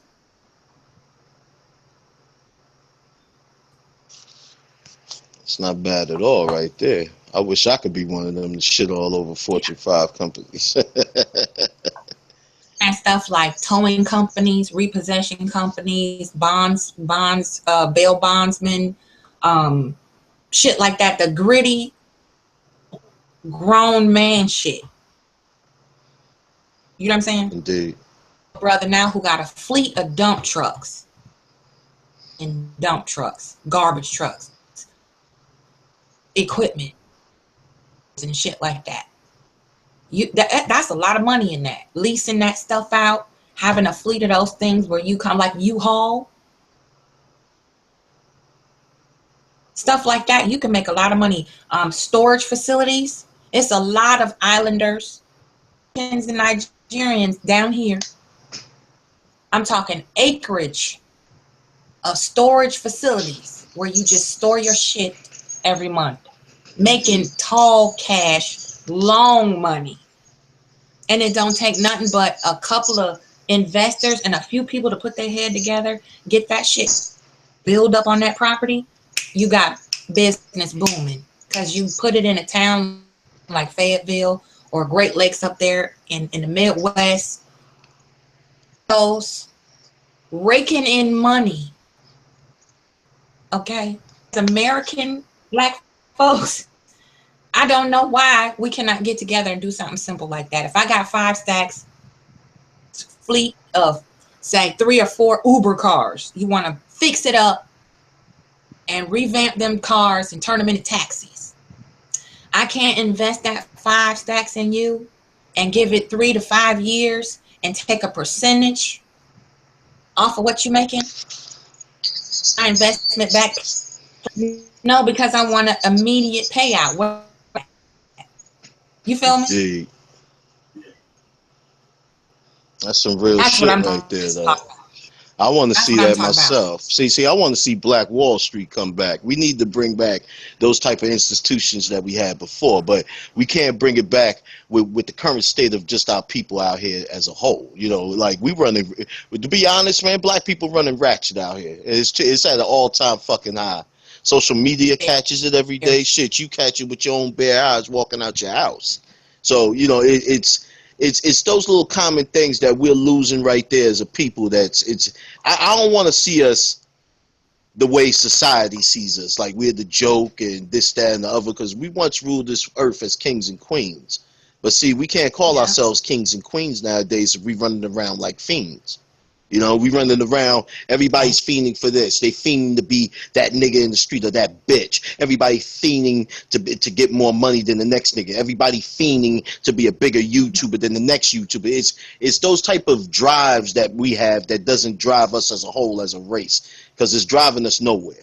You got to have something you got to have something that elevates the foundation, and we don't have nothing that elevates the foundation. All we got is a bunch of motherfuckers, especially what we got over here in the sector. You got a bunch of shit talkers. You got a bunch of cats that don't bring nothing to the table, nothing that they could show in which they can match their pro-blackness. You got motherfuckers over here trying to struggle to be that top dog in YouTube. What about the little dog trying to come up? They like, fuck the little dog. They're gonna shit on the little dog because they want to remain top dog. It's like dogs, you know. It's I'm, you know, part of me, you know, I don't. You know, I gotta respect me talking around females for a minute. You know, y'all ain't dogs, y'all ain't men. You know so, me. You know. I get down with the best of them now. You know, I'm a girl. I'm a guy's girl. So just go on, keep it real, let it rip. You know. Yeah, but let you know, I had two older brothers. I'm not shy. My ears ain't sensitive. Yeah, I'm 45. You know, I'm trying my best to get to that state where I could be the stately type of guy. But you know, like I said, I gotta rub a lot of like the cadences, the street cadences, shit that I have out of me. You know, I'm trying my best at this process in my life to remove certain shit because I want to be the gentleman that, you know, some of my more refined uncles were, like some of the more respectable men in my family, like my grandfather was. You know what I'm saying? Like my uncles that passed. You know, I wanna, you know, just be over here trying to do the right things and trying to elevate who I am. You know, everybody tries to see their own path and try to set aside their own type of little path. You know, I'm just carving out a niche, if you will. You know. No, what I see as your sister, I see that refined gentleman. We the same age, so we cut from the same cloth. You know, and I already see that, and I think, you know, because my uncles were that type too. The gentlemen, they always wore their shirt starched, slacks and street shoes, and they had that eloquent way about them. But when it came to be gutter, they can get gutter, you know. Indeed. They can go up there on high and get down in the streets with you too, roll up them sleeves and be sitting out there on the milk crates, you know, talking cash money shit too. So you know, I already see it. But then sometimes, you know, like I say to brothers like you and even ones that's trying to get to where we at, so much in you, and it's not potential. I see so much in my brothers that they don't see, and I really want to pull it out and bring it out, but I have that hesitation because I get vilified for that too as a black woman, you know.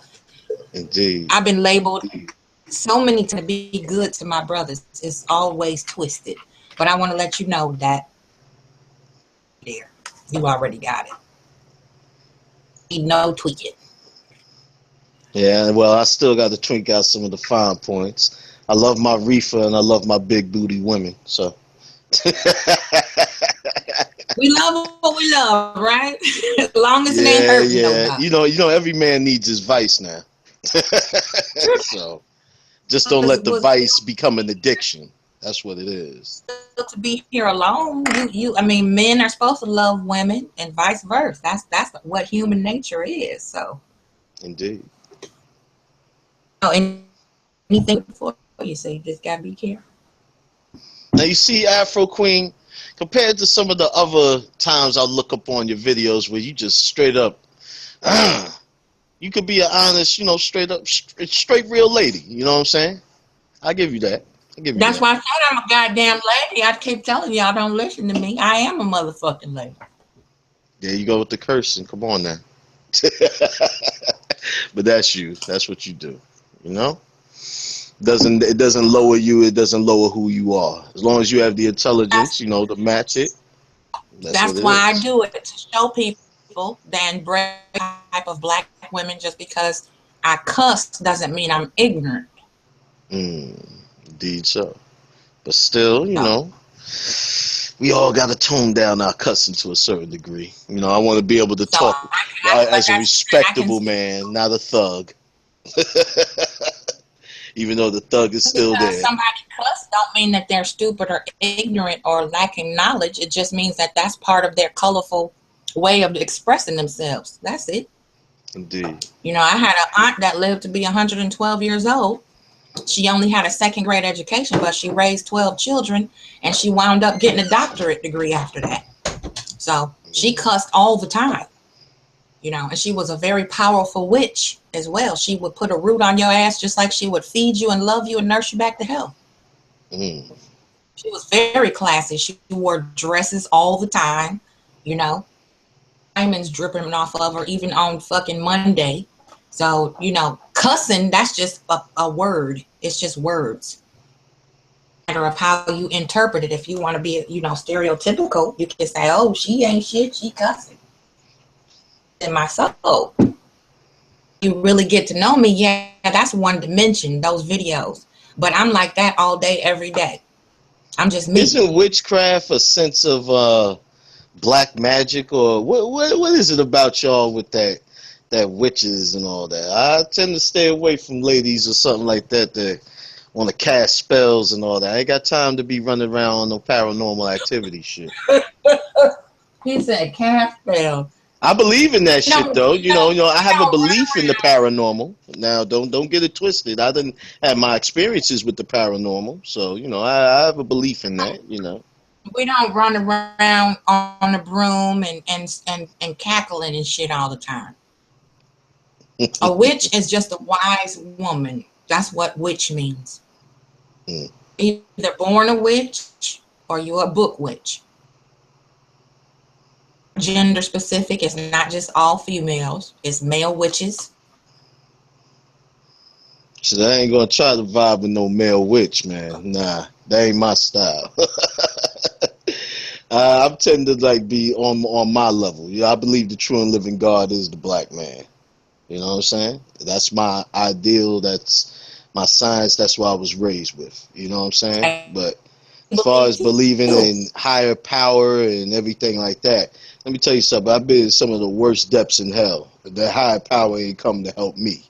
I had to learn to help myself out that shit. So.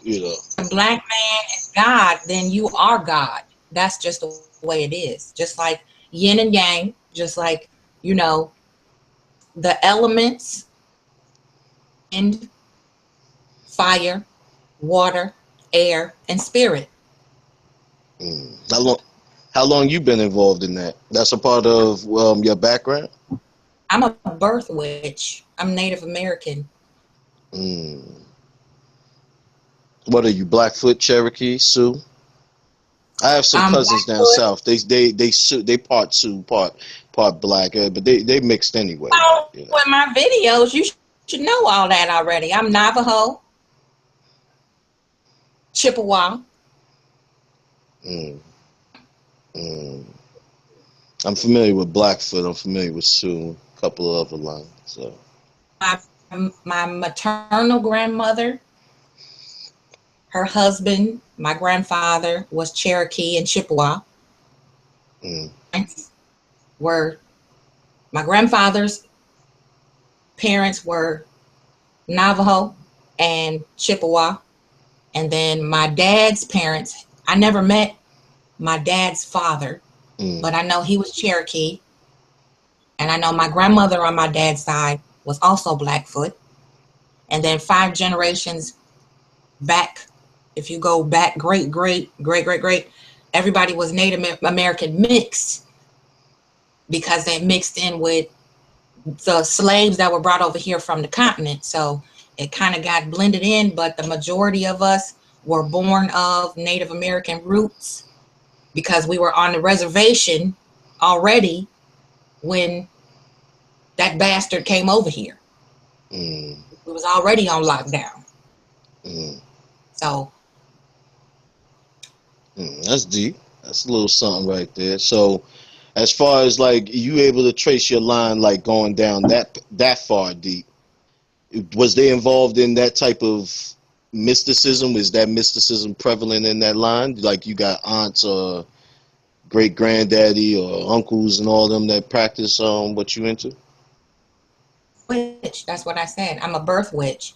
So Mm. my dad is originally from Baton Rouge, and that's usually, you know, where the Native Americans, That's like Creole they country bring, right there. well, Creoles are white. We're Oh, not okay. white. Oh, okay. We're Native All American. right. Yeah. Cajuns are the Native American mix. Spaniards, the mix with the Haitians, you know. There's also Colombian, south of the border, South American Native Americans who came and migrated up north and planted in the south, you know, and settled there because of the war and all that down there. Mm. It's a matter of, you know, from Eve all the way up to the Middle Passage up through this way, because, you know, it was all one big continent. Mm. It was all one big chunk. That's what the deal is then.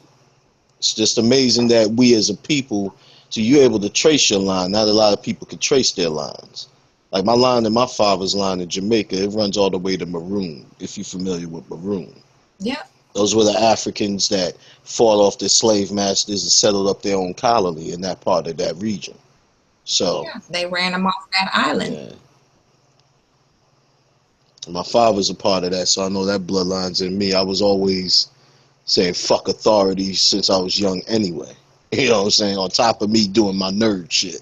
You know what I'm saying? But other than that, you know, it's just crazy that we as a people, some of us, we could trace our lineage that far, but still, if you could look back at, or you could look really as to what's going on now, we're still reflecting our ancestral line right now in the streets with tribalism, intertribalism, things of that nature. You know, Yeah. it's reflective That's why I of don't where we come understand. from to translate it That's in. why I don't understand why it's so hard for us to turn that around in our favor instead of using it as a way to destroy and tear down and keep everybody, you know, lacking, you know, at a minimum. I just don't get it, because if you can organize a gang or a mafia or anything like that, and if you flip it around and invest that money into something good and create, not really capitalize off of it, but just create more ways in which we can help each other, like bartering and trading, co-ops and stuff like that, it's possible. Mm. It's very possible. It's just a matter of pride and ego, you know, because a lot of people, they put money into something, they want to see a return. And if they don't get their return, then it's automatically counterfeit. It's fake, you know. So we can't get beyond that ego. And the tribalism that I see is, you know, whenever there's hard times, look at the food pantries at these churches. Mm. That's another way of tribalism that white folks have taken from us. How you see that? Because they developed their belief system from tablets, from the 42 laws of Ma'at. They condensed that down to the 10 commandments. They stuck it in the church, created Catholicism, which is paganism, which is what we are paganists. You know, the Babylonians wasn't white, they was black folks. How you feel about religion? I feel religion is man-made and It's a bunch of designed. bullshit. Yeah, it's man-made and it's designed to keep humanity in control. Yeah, it's a bunch of bullshit. It's just another vice. Dude. Another vice to keep us fighting each other. Okay, I believe in Jesus. You don't. I'm atheist. You're agnostic. I'm Catholic. You're Buddhist. You know what I'm saying? It's just something else to keep us fighting and distracted off of them fucking us with no grease. Mm. Mm. That's true right there. That's very true. I have my thoughts about religion. I believe that everything is a mystery. That Not really a mystery, because we are miracles. We're walking, talking science. And we're built and designed totally different than any other culture. Melanated people are magical. And we all are extraterrestrial to some degree. You know, some of us have more of it than others. Some of us were born with certain gifts, and we all have paranormal powers. We just choose not to tap into it. That's the pineal gland. That's the third eye. A lot of us don't have no access to that.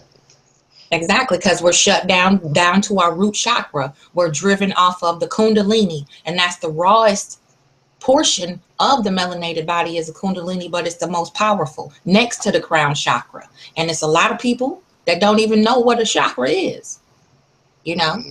And when I start talking chakra, then they like, oh, she's fake. She don't know what she's talking about. But you can contract spiritually transmitted diseases too, because if you sleep with too many people and have sex with too many people, religion go out the window. But I know when anybody drop their drawers, I don't think they praying and want to read the damn Bible. I think praying in the Bible's way off from a person's thoughts at that moment. And that's what society, sex sells. Titties, you show. Yeah, it dehumanizes us as a human race. Yeah, it's designed that way. Right. Too. And that's what they did. They programmed us to breed, keep the body. So if you kill the mind, the thought process, the critical thinking, what does religion do? It programs you to worship one idol. In the pulpit telling you that he need I'm gonna piss off a lot of people. He needed your money. But our gods, we gave up offerings. Put a lamb or a goat. You know what I'm saying?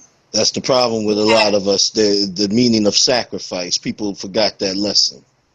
The people forgot a lot of lessons. The meaning of sacrifice, the meaning of humility, the meaning of just, you know, total just, you know, subservitude and everything like that. People forgot those type of ideals, you know.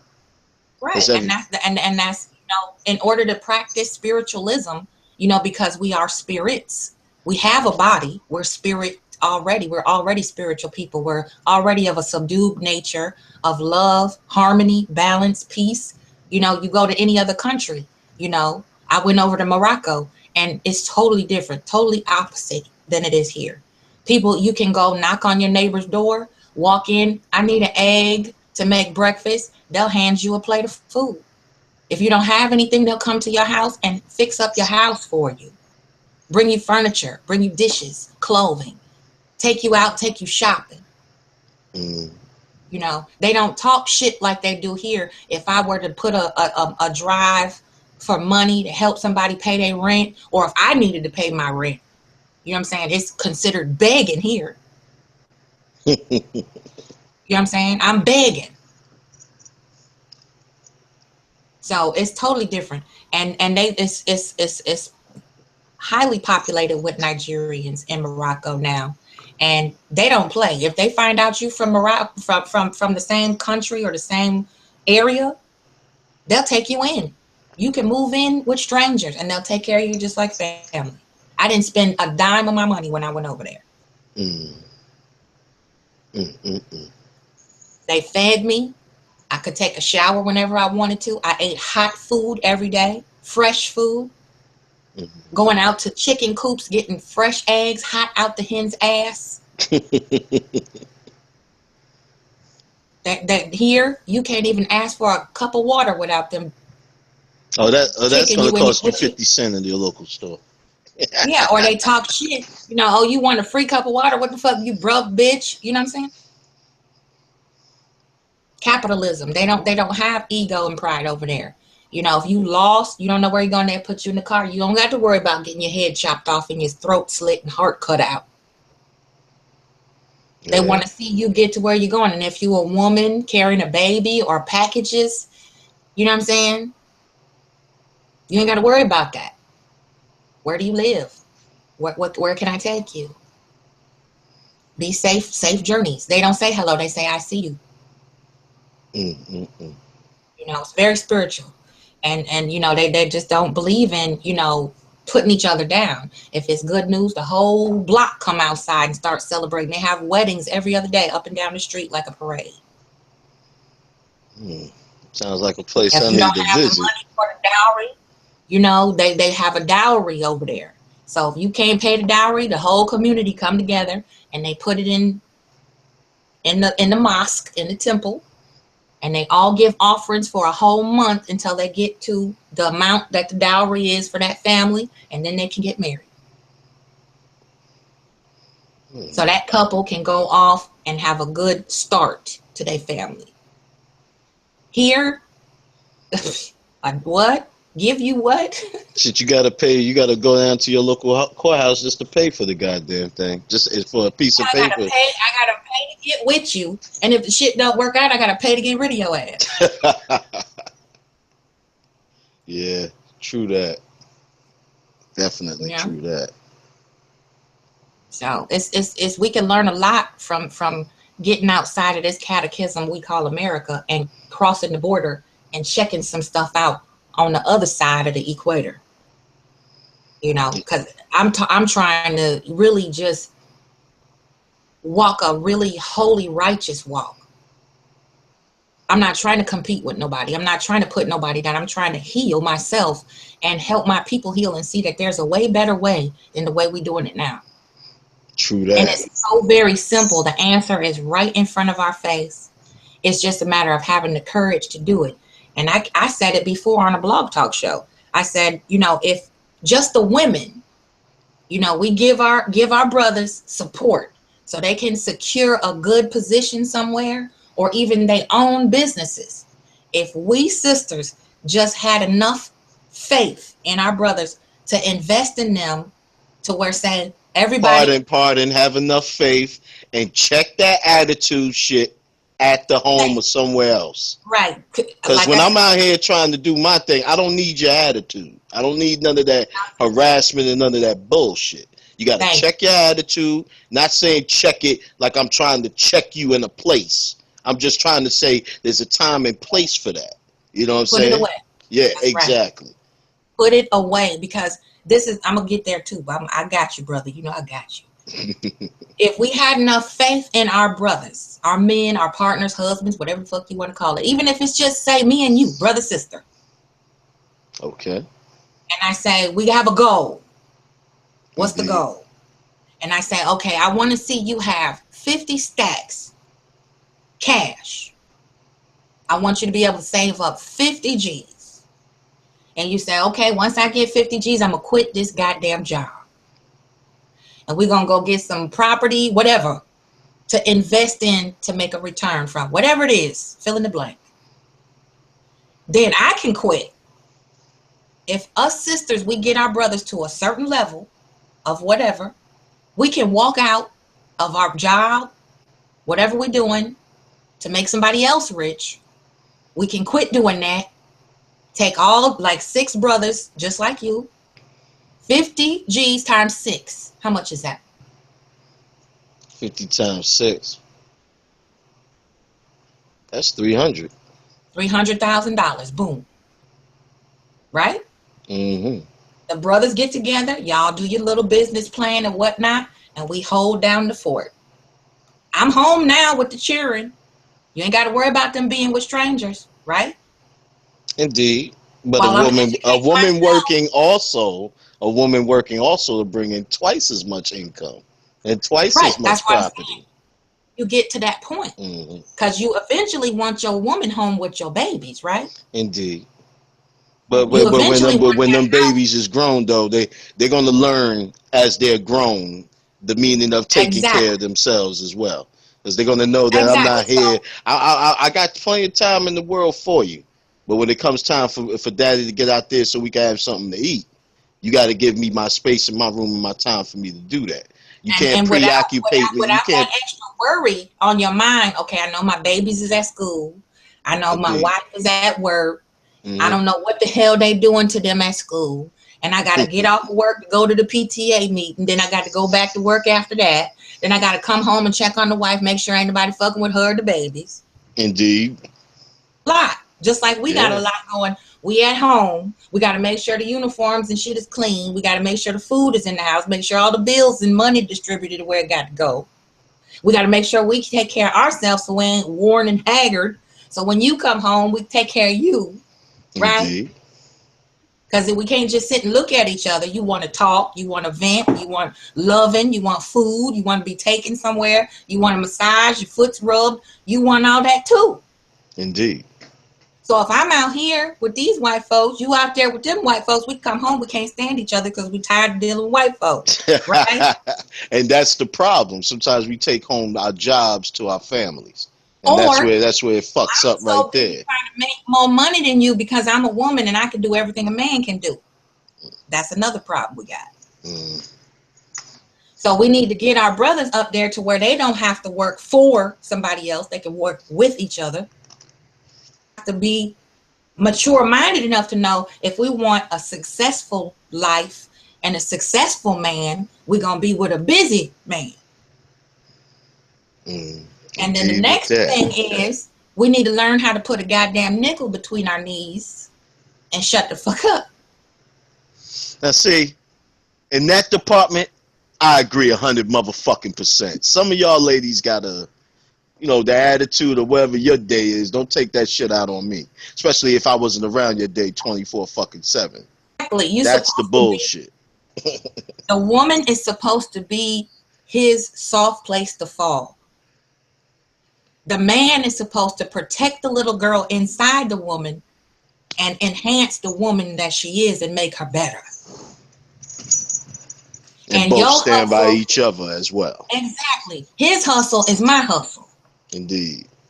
So if I'm at home, then I need to make sure all that shit is tight. Better not be no creases or cracks in there.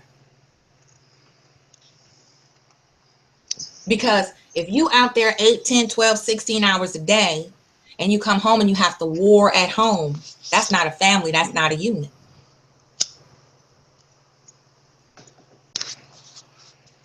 So that's what I'd like to see. If we could just get 6 people, 6 couples, they don't have to be romance. You don't got to be fucking them. That's another thing. The pussy payout got to stop. If somebody give me $5 and expect me to suck a dick, I'm sorry. Can't do that. Unfortunately, that's how the world revolves in certain areas, not all areas. You know. But that's another thing. That's another thing when your shit gets put out there like that. You know, you gotta expect if you put your shit out there, put the bait out there. At some point, the wolf is gonna come wanting the bait. You know what I'm saying? So, a lot of women, they put themselves out there. Then there's a lot of us that put themselves out there as well. You know what I'm saying? True that. And when you put yourself out there as a man, you even 10 times more as a loser. You know what I'm saying? Because now it's like you have to put yourself out there, but now you have to live by your bullshit. That's why I tell everybody that I meet straight up who I am. I don't put on no fronts, put on nothing for no one. You know what I'm saying? Because doing that type of Mickey Mouse shit, at eventuality, when lies are being told over and over again, the truth comes out. Yeah, that's true. The sun got to rise someday. And sometimes the truth can be raw and bitter. Sometimes the truth can be painful and not so sweet. You know what I'm saying? So you get it's like a give or take. You got to roll with the good and you roll with the bad. You know? And that's why I say all the time, it's not gender specific. You know, we need to stop competing with each other as men and women. There's no winner or loser. You know, there's nobody that's above the next one. Like I said, we was in the fields next to each other. We was getting lynched together. All that. So why now are we so busy trying to prove a point to each other? I don't understand it. I never will wrap my head around that stupid shit. You know, and that's why I, for so long, chose to just be solo, because people just don't get it. And then a lot of people get comfortable and they say, okay, well, yeah, she's easygoing, or he's really generous, or a good provider, whatever. And they get comfortable and they start taking that shit for granted. And I'm sorry, I only like to bump my head once because that shit hurt. You know, I don't like making myself bleed. So I ran into that brick wall once already. I'm not finna do it again. And that's another thing. We settle for who we can get with instead of waiting for the one that's right for us, that's designed for us. And we don't know how to do that because we too busy looking at TV, looking at these housewife shows, looking at Hollywood and this fairy tale bullshit. Indeed. And then feminism and I'm really gonna piss some people off now. No, it's not. No. The media plays a role in shaping people and molding people's minds. This little idiot box is called the idiot box for a reason. It molds you Right. into being that idiot. You know, you got to learn to get out the mold. That's why I don't really watch too much TV. You know, I game whenever possible, and you know, on top of gaming, I just surf the net. You know, sometimes it's more than, you know, just playing in this sector and seeing what's going on with the fuckery and everything like that. You know, I do other shit. I YouTube a lot of black conscious videos. I'm always over there by Sunita TV and Black News, and I circumvent the waves. I go and always check out sometimes Tommy's videos. You know, I check out a lot of other brothers' videos like Akweezy. You know, if I want entertainment or hilarious shit, I could go to Monty or wherever down there. You know, I go to a lot of people. You know, I don't pick or choose sides or take favorites. I go with a lot of people. You know, I just scope it out. I will say this, however, to every single fucking one of y'all. Y'all been the most entertaining motherfuckers since 2011. Y'all are definitely the most entertaining motherfuckers. I will give you all that. Because most of the time I just watch the videos and I comment. I'm mostly a commentator, you know what I'm saying? But yeah, I'm trying to teach, so you know. Yeah. There's nothing wrong. See, I believe in this. If you don't have a forum like YouTube, and your videos is going to be on damn near forever, and for the whole world to see, it ain't just this sector. Where if people log in and they manage to catch your video, the world is seeing this shit. I believe you got to leave something for the babies. Like in the nation of the gods and earths, we practice as well as we teach. You have to do things for the babies. That's why every time when I'm out in the streets, I always make it a point, man. I walk up to the kids and, you know, I holler at them, make sure I check where their mind is at, you know, see the latest things that dig their mind, their latest raps or dances that they doing and shit like that. I'm like, wow, man, this was far different from my time, but I see it's your time. But try to do things in a proper way. Don't try to follow what you see me and the generation of our time do, because we failed y'all. Exactly. A generation that was supposed to teach y'all, supposed to have y'all on a guided path. As a matter of fact, we the last of our generation to actually have a childhood. Yep. And have a fucking childhood. You out here, your childhood consists of Lil Wayne pants sagging down your ass and trying to see the latest bitch I could smash and how much money I could get tomorrow on the corner. That's your childhood, man. You want to know a fucking favorite TV show.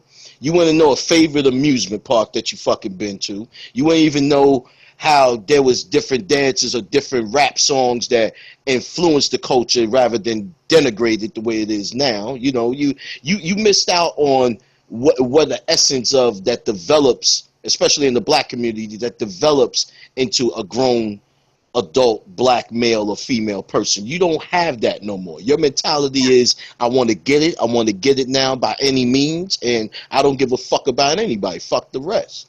Yeah, and don't forget, I want to be the best rapper, best basketball player, best crack dealer, all that. These is what staples, what stands up in the black community. You ask these kids nowadays, you want to be a doctor, a lawyer, you know, fireman. Or I want to be a Barbie. Yeah, they or worse. See, amongst the women, the little girls that I see them, they want to be. I want to be like K. Michelle and this that. See, this is how much reality TV, how much TV as a whole influences your mind. Because most of the young girls or young mothers I see in the streets, they'll sit their kid, they'll walk their kids around, meet up with the other girlfriends, politic or whatever. You know what I'm saying? Then you'll see them, they'll drag their kids back because it seems like they don't even want to be around their kid, or much less it feels like their kid is like a spare piece of baggage that you just got to carry around with you everywhere. Yeah. So what they do is they'll go up in the house and they'll be busy, you know, like entertaining themselves rather than entertaining that child that's looking towards their mother or father for that type of influence, that type of molding, type of, you know, that when you have a child, it's a product of your design, and you sure that design has no flaws. Not raising your child right, then you're giving your child flaws. They're going to have it from an early stage that develops midway and that fully develops at Why? Well, how the fuck did you turn out this way and this, that, and the third? And you forgot that when you was young, you didn't bother to pay attention to this motherfucker's upbringing or you know how they were supposed to carry themselves in their life. All you did was care about yourself. The damn was who you was. You know what I'm saying? You didn't give a damn about the mind that you have in front of you that comes from you, that you know, you got to help mold it. You got to help, you know, you got to help craft it, so to speak. You know, you got to craft your children nowadays. And parents forget to do that. I used to talk to my daughter, and she would be like, Mom, you know, all my friends think you are so cool. And I said, no, it's not that I'm cool. It's just that I get it. And I remember all the way back till I was 4. I remember how I felt. I remember what I went through. I remember everything. And I learned what not to do as a mother, watching my own mother.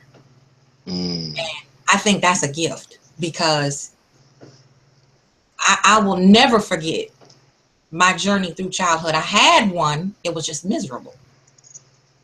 And I couldn't enjoy it because of my mother doing the same generational shit that you see, that you just described. She was into that old school.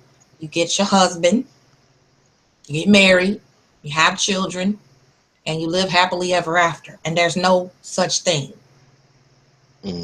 I learned about fairy tales a long time ago, that them bitches don't exist. And whenever I faced any trials with my children, I remember my mother always preaching to me, you don't ever put a man before your children. And I used to always tell her, but you did. You put our father before us. You put yourself before us. Because I don't remember bonding with her at all. I was daddy's little girl. My dad validated my womanhood. My dad taught me how to hustle like a man so I wouldn't have to depend on a man. Me how to respect a man's hustle so that I can enhance it. My mama didn't teach me shit. So my uncles were the ones that were the protectors and the leaders, and who taught me how to lead as a woman. My grandmother gave me the polish and the spunk and the wisdom of a woman. My mama was not shit. How was your brothers? They're still together today. My brothers ain't shit neither. So that's a whole nother Oprah show. That's a whole nother show with my 2 sisters, but they ain't shit neither. They're terminatrixes too, or whatever the fuck that's the case. Yeah, so you know, I never was one of them chicks who waited on somebody to come do something for me. Never was. And I never wanted to be tied down. If my parents' example of marriage, if that's what marriage is, fuck getting married. I don't want to get married. And that's just blue people. You don't want to get, no, I don't. You know why? Because if that's all I got to look forward to is misery and arguing back and forth and somebody going upside my head because I don't know how to shut up, I'm sorry. I can't do it. And I definitely don't want to be like my mama. I can't really say the same. You know, me and my pops, we have a lot of, like, it's a love-hate relationship, but I respect my pops. I love him a lot. You know what I'm saying? He showed me, in the brief time when I was with him, he showed me aspects to carry myself as a man. And that's something I can't take away from him, you know? My mother, me and her, we go at it. But, you know, I love the lady dearly, because at the end of the day, she held me down, raised me, and took care of me, you know, like a lot of other single black mothers out here, you know? And yeah, I had to resent me towards my father till I had to understand their relationship and why sometimes 2 people, they might not have it worked out the way they wanted to, but the product is you. And at the end of the day, you got to love both of your people. You know what I'm saying? And I love my mother. I love my mother unconditionally. You know what I'm saying? So yeah, that's where the generational thing comes in, is because they did the best they could with what they knew. So I don't fault, you know, I don't pass blame and say, you know, this is why I'm fucked up because they was fucked up. They didn't know what they was doing. Parents did the best that they could raising them. And I learned a lot going through that family tree, you know, doing the whole DNA, lineage, all that. You know, my father's mother put him out the house when he was 13. So she could get remarried, because back then it wasn't no such thing as marrying into a ready-made family. You feel me? So the ignorance just was passed down, and it was just polished up a little bit more. Elders, but the great-grandparents was the true gangsters who got down and dirty with it. Indeed. And they just passed it on, and then the Kings and the X's and all the Garveys and all that, we just dropped the ball. We need to pick it up where they left off. We too busy trying to reinvent the wheel. So the dysfunction is passed down because you hear it all the time. Well, I was raised like that and I'm fine. No, the hell you're not. Because when you know better, you do better. If you got unfinished emotional business scars or anything from your childhood that you're not facing, just like the last video I did, just because you disagree with it don't mean it's not the truth. That those raw truths of I was molested, I was raped by my brother, my father, my uncle, my mama, whatever. That truth is not a lie just because you disagree with it or you in denial. That don't make it a lie. And we pass that on. Don't talk about it. We don't want to shame the family. And then our generation started doing the same shit. Cover that up, sweep it under the rug, go to church, pray about it. Jesus will fix it.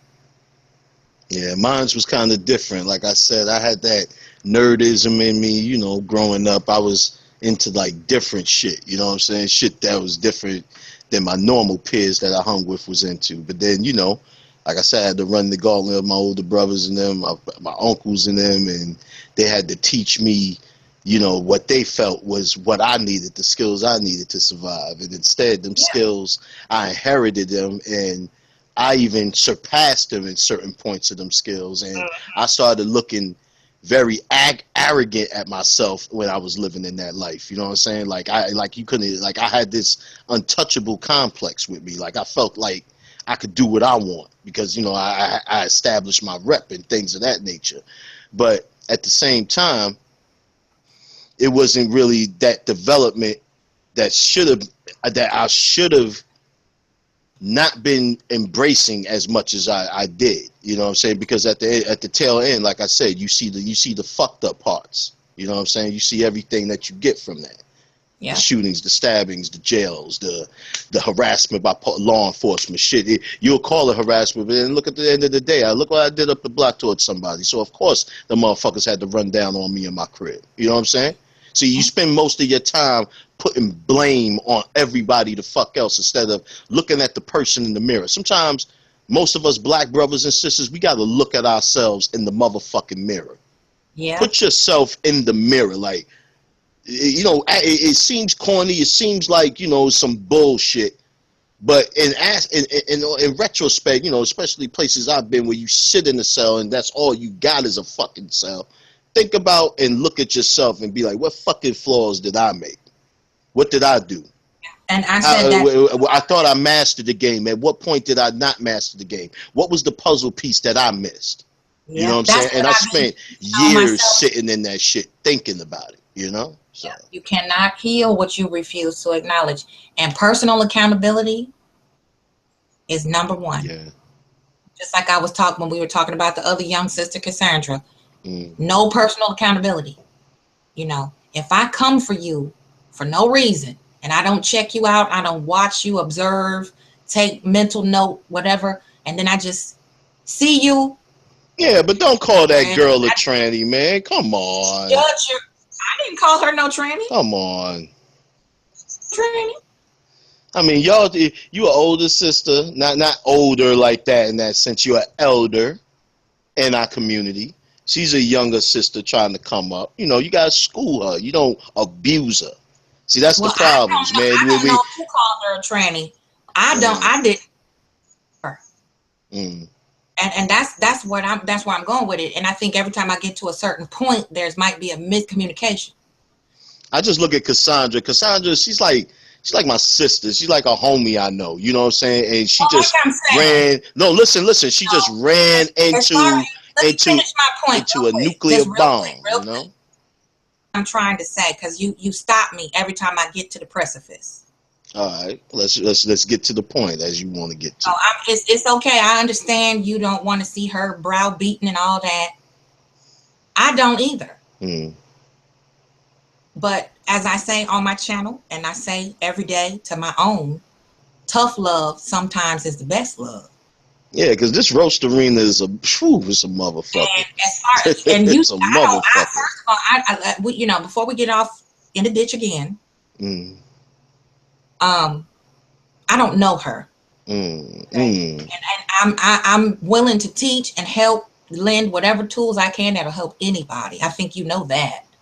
Mm. And you know, as far as she goes, as far as all that name calling, I try not to get down like that unless I'm pushed all the way to the limit. Then I'll hit it and quit it. Mm. However, I'm not gonna say I didn't do something when I know I did. Mm. And I'm not gonna say I did do something when I know I didn't. Now, we were talking about personal accountability and how we need to look in the mirror. And I'm not gonna come for anybody until I know exactly what's going on. Mm. And it's really dangerous to come for somebody and you don't know what you're dealing with. Several of them, like her, that have done it. And I didn't have to do anything or say anything because they fucked themselves up. Mm.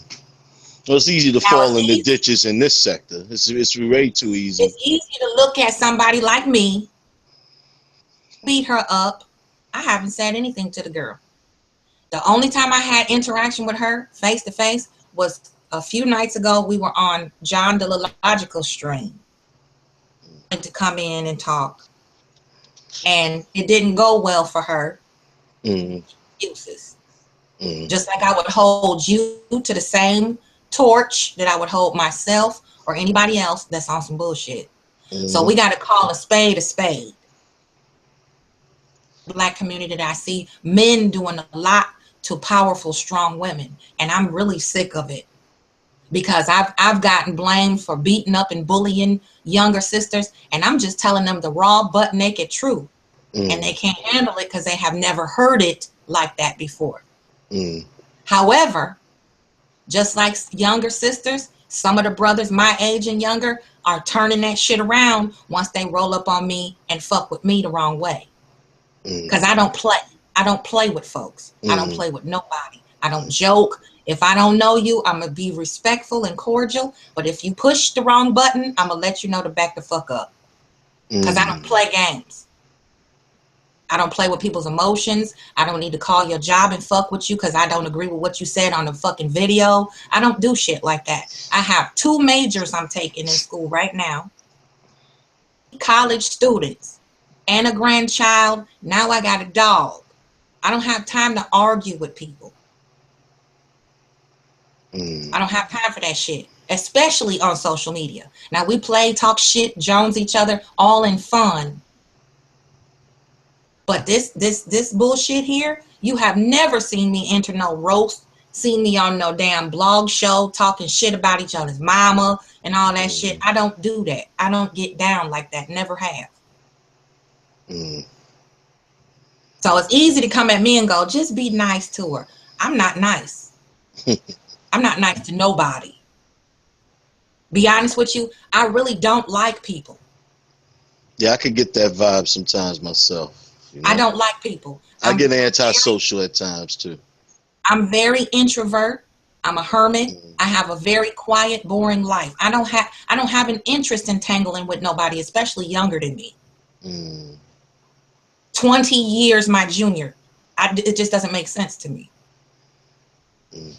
And it's really hard to get that message through to some males because they have their mind set on this black woman got a mouth, she cuss. She on here talking cash money shit. I bet you if I meet her in person, she ain't all that. Well, I got a name and a phone number that you could check my references. As a matter of fact, I'll give you my divorce decree and you can call my ex-husband and tell him what I did to him with this. I don't have to argue with nobody. Especially a little girl who don't know how to keep her mouth shut. That's a waste of my time. Everybody in here that gets in here, they all try to find a niche for themselves, you know? Exactly. So I would suggest, if you want the shit to die down, go to the source of the shit. Channel, if anybody can't pick up that I don't start shit, I don't fuck with people, and I don't even really talk about a person specifically. I'm talking about experiences that I went through, that I have visited myself, or been through with family or close people in my life that I have experienced certain things with dysfunctionally. And I have been called every black bitch under the sun for no reason. You seen it in my comment section. And if you can't own that and say yes or no, then it's no, definitely I've seen it. Definitely I have. So I just want to set the record straight. Because I talk about dysfunction and healing it. And I've been accused of being an agent. I've been accused of being a hoe. Been accused of being black bitches, begging, fake. And these motherfuckers don't know me. So do you want me to be Cassandra and act stupid? Or do you want me to go back at these motherfuckers and back them up off me so I can keep doing what I was brought here for? Well, everyone has a right to defend themselves, Angie. You know that. Well, I'm just putting it out there. This sector, you think this sector could ever find just fucking common ground? As long as there's the anonymity, no. Because it's easy to get up on here and type a bunch of shit, turn on the camera and talk a lot of shit. You can turn it off and be whoever you want to be after that. It takes a brave soul to come on here and bare your soul. Yeah. It takes a brave soul to come on here and be all the way real. Takes a bare soul just to show your face. Yeah, it just takes. I went to prison. I got kids out of wedlock and all that. It's a brave person to give you a piece of their life that's real. It's a little too real. So you'd rather believe it's fake. You'd rather believe I'm a keyboard gangster. I talk a lot of shit. Oh, she ain't from Chicago. She ain't shit. It's easy to do that. It's easy to just discount somebody before you even really know them. But I take it for face value. If you say that's who you are, who am I to say you ain't? I don't know. Yeah, I always, I believe in just being fair and not lying, because eventuality is, man, if you end up lying too much, like I said earlier, the truth comes out. Everything comes to light. You know what I'm saying? Right, and that's why I don't like a liar. Because if you can lie that comfortably about somebody that you don't know or will never, ever meet in your life, then you got a problem, not me. Indeed, because I tell people my past, because there's times I walk the streets and I don't even have to say that. Oh, you look like that. I come across people, they tell me I look like that type of person and yada yada. I ain't that type of person now, but I was. I was that person. You said, well, I see you can be that much of a lady. You didn't think I was just because I cuss. I just always thought you was goddamn bitter, Angie. From the first video I saw of your ass, I thought you was fucking bitter. I was like, God damn, this is like one of the harshest women right on here. You was cutting niggas a new asshole, man. Because they deserved it. I didn't come on here to play. I didn't come on here to be insulted. I didn't come on here to be in a gender war. Yeah. My channel blew up with that Black Indigo bullshit, and I was telling the truth. I was telling her the truth that she needed to hear. Because that's how my aunties used to do us. They would tell us, you are not going to be a hoe. You are not going to be a Jezebel. You're going to grow up to be a queen. Because we didn't birth no mess, no shit. That's how my aunties talked to me when I was 9, 10, and 11 years old. Chopping up onions in the bayou, in the swamp, learning how to cook and wash dishes and keep a house and take care of myself. Take care of my hair, take care of my body. I was teased and called an Oreo. I don't look like an African woman. I'm Native American. They say, you Navajo first. You're not a Christian. You're a witch. That's how I was raised, to be straightforward, direct, shoot straight from the hip. And that's gotten me through life, period. That's just being you. Be who you are. Be proud of who you are. You're not a black woman. You're a Native American queen. That's what I was told all my life. My mama raised us African American. Ain't nothing African about me. Ain't nothing African about my mama. Mm. We don't have African features. But I was forced to check that box because she didn't want whatever ignorance she didn't want to open up her mind to. Mm. Now I know better. So now they know that they're mixed breed Native Americans. They're not African American children. And be who you are. If you don't have shit, just say I don't have shit. If you got what you got, share it. Mm. That's the tribal way. That's what we do. That's what the wolf pack does. And of course you would think I was a bitter woman because I was cussing and I was forceful and I have power behind what I say. Any black man in America thinks I'm bitter because I don't take your shit. Mm. I'm not a woman who's supposed to be subversive. I'm a woman who stands beside you as your lethal weapon when you need me.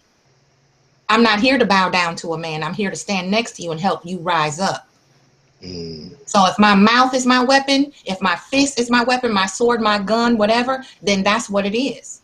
That don't mean I'm bitter just because I can deliver a message and shake your soul. Mm. Good point. I can be angry and not be bitter. I can be frustrated and not be bitter. That don't mean I'm not getting fucked. That's what people say all the time. Well, why you need to get fucked? You need some dick. No, I don't. I need you to shut the fuck up and listen to the woman's energy. Just like you want me to be quiet in the man's presence. Because the Navajo Nation is matriarchal, not patriarchal. Mm. The final word comes from the queen, not the chief.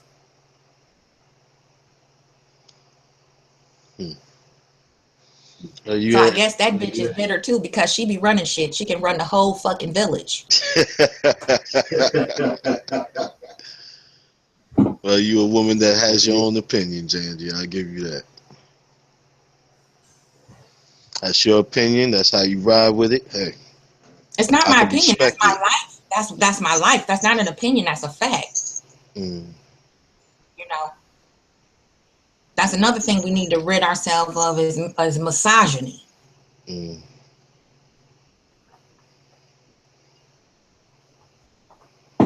Well, a lot of us in the community, we just got flaws and issues that just got to be ridden out anyway. So it's just how we go about doing it. But a lot of us can't identify with the flaws, you know? Yeah, well, you know, that's why we have messengers such as myself, Jamila, Alexis, Tyler. It's a lot of empaths and psychics who can see things that you can't. Mm. Sometimes the message is not mine. I get it from other places. You know?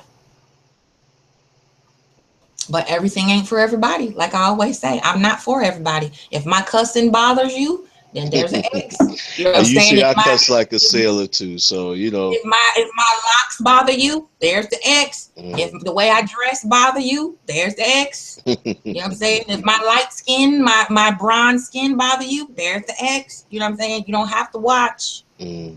Just like if I don't like Tommy Sotomayor, I don't watch him.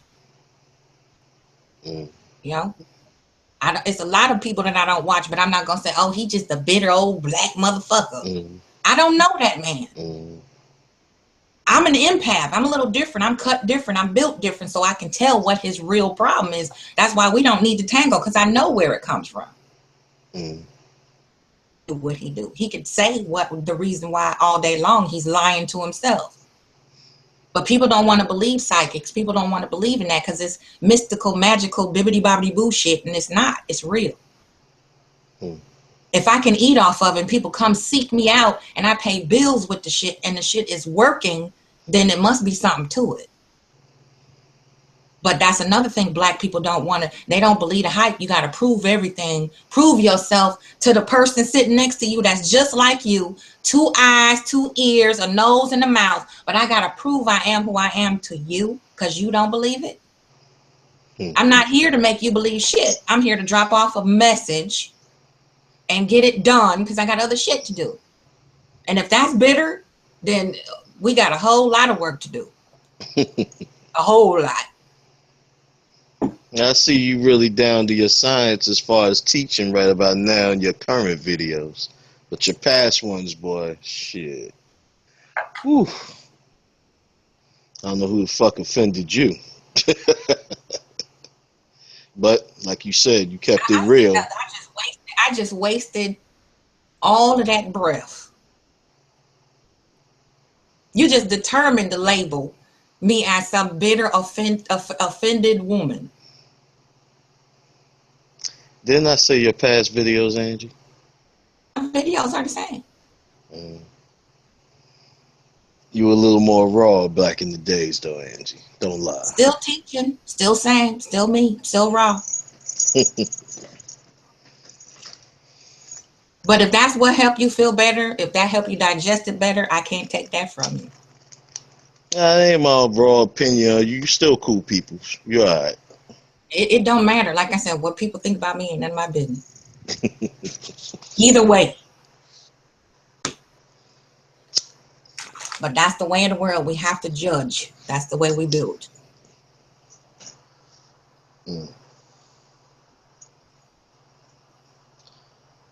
So where you think this sector is headed, Angie? Since you an empath and all. It's already in the shitter. Where else could it go? It's already in the toilet. But you just said a while ago we have the power to steer it. So why we ain't steering? Yeah, we do. We have the power to steer it. You have to ask those that ain't steering. I come on here. When I get a message, I do a video and I go on about my business. When I come back on here, it might be a comment or two. And I'm a human being. I would want somebody to correspond back. I try to respond back and I move on. I don't take this shit personal.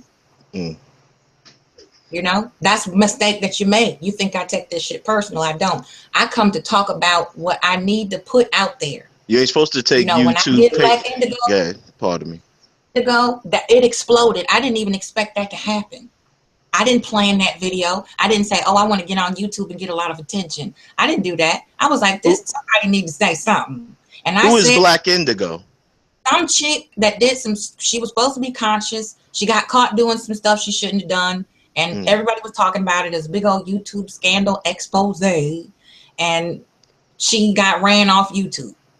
And they said I was the final straw that made her shut her channel down or whatever. So after that, I had to think about it. And people were like, when you gonna make another video? I wasn't thinking about YouTube. Because I was building a house. I was actually building a house to live in it. I didn't have time to be on the damn line. Okay.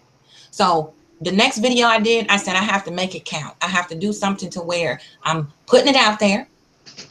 And it's going to be in a fashion where everybody can understand it or at least relate to it.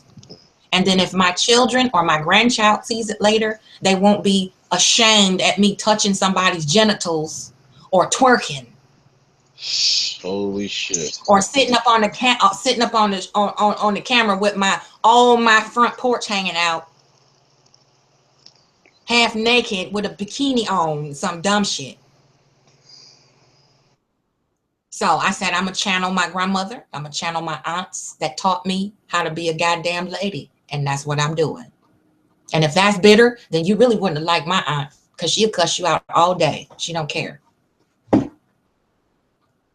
And she had a husband, they was married 80-something years. And that's another thing, validating women off of if they got a man or not. You ain't no woman, you ain't got no man, you a bitter bitch. Sometimes women are too strong to have a man. Their spirit is strong. And because men get caught up in humanism and they get caught up in misogyny and controlling a woman's spirit, she can't get married or can't partner up because he's too busy trying to squelch her spirit. Why are you so loud? Why are you cussing? You need to do this, you need to do that. That don't mean she's bitter. That means she's strong. And she can strengthen you. But you're too busy telling her she's bitter. So she gets pissed. And then she want to blow your goddamn brains out after a while.